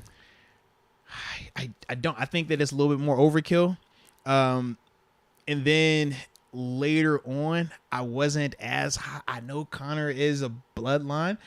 I would probably go, if I'm taking bloodlines, give me a young Troy's nephew or little cousin or whatever. Like, if I got to pick one, let me get that one instead. You know what I mean? But it's just because I'm going off pedigree. At this stage of the draft, we know, like, hey, man, it's just hit or miss. So if I'm going to go that route, let me at least go from the Hall of Fame pedigree versus just the All-Pro pedigree. Cam's making a case, though. But he's more All-Pro right now. He's got to keep this up a little bit. People are talking about Hall of Fame with him. One is a first ballot proven Hall of Famer. That's all I'm saying. One is more speculation. We could talk ourselves into it, kind of like we do at Hines Ward. That's all I'm saying. It's a difference. And that's not a shot at Hines. I'm just giving context. Yeah. But it is 5:02. So, with that being said, ladies and gentlemen, y'all know we appreciate y'all. Let's see if we got any chats that popped up. I don't think. Looks good there. Make sure, before we get up out of here, y'all smash that like button too on your way out. We greatly appreciate y'all for that. And man, we'll be back out here tomorrow, getting it in again, as we always do, baby. So enjoy the rest of your day. I got to get ready for a game tonight. Deke, don't forget you got that Bills shirt right there waiting on you. And until next time, ladies and gentlemen. Peace.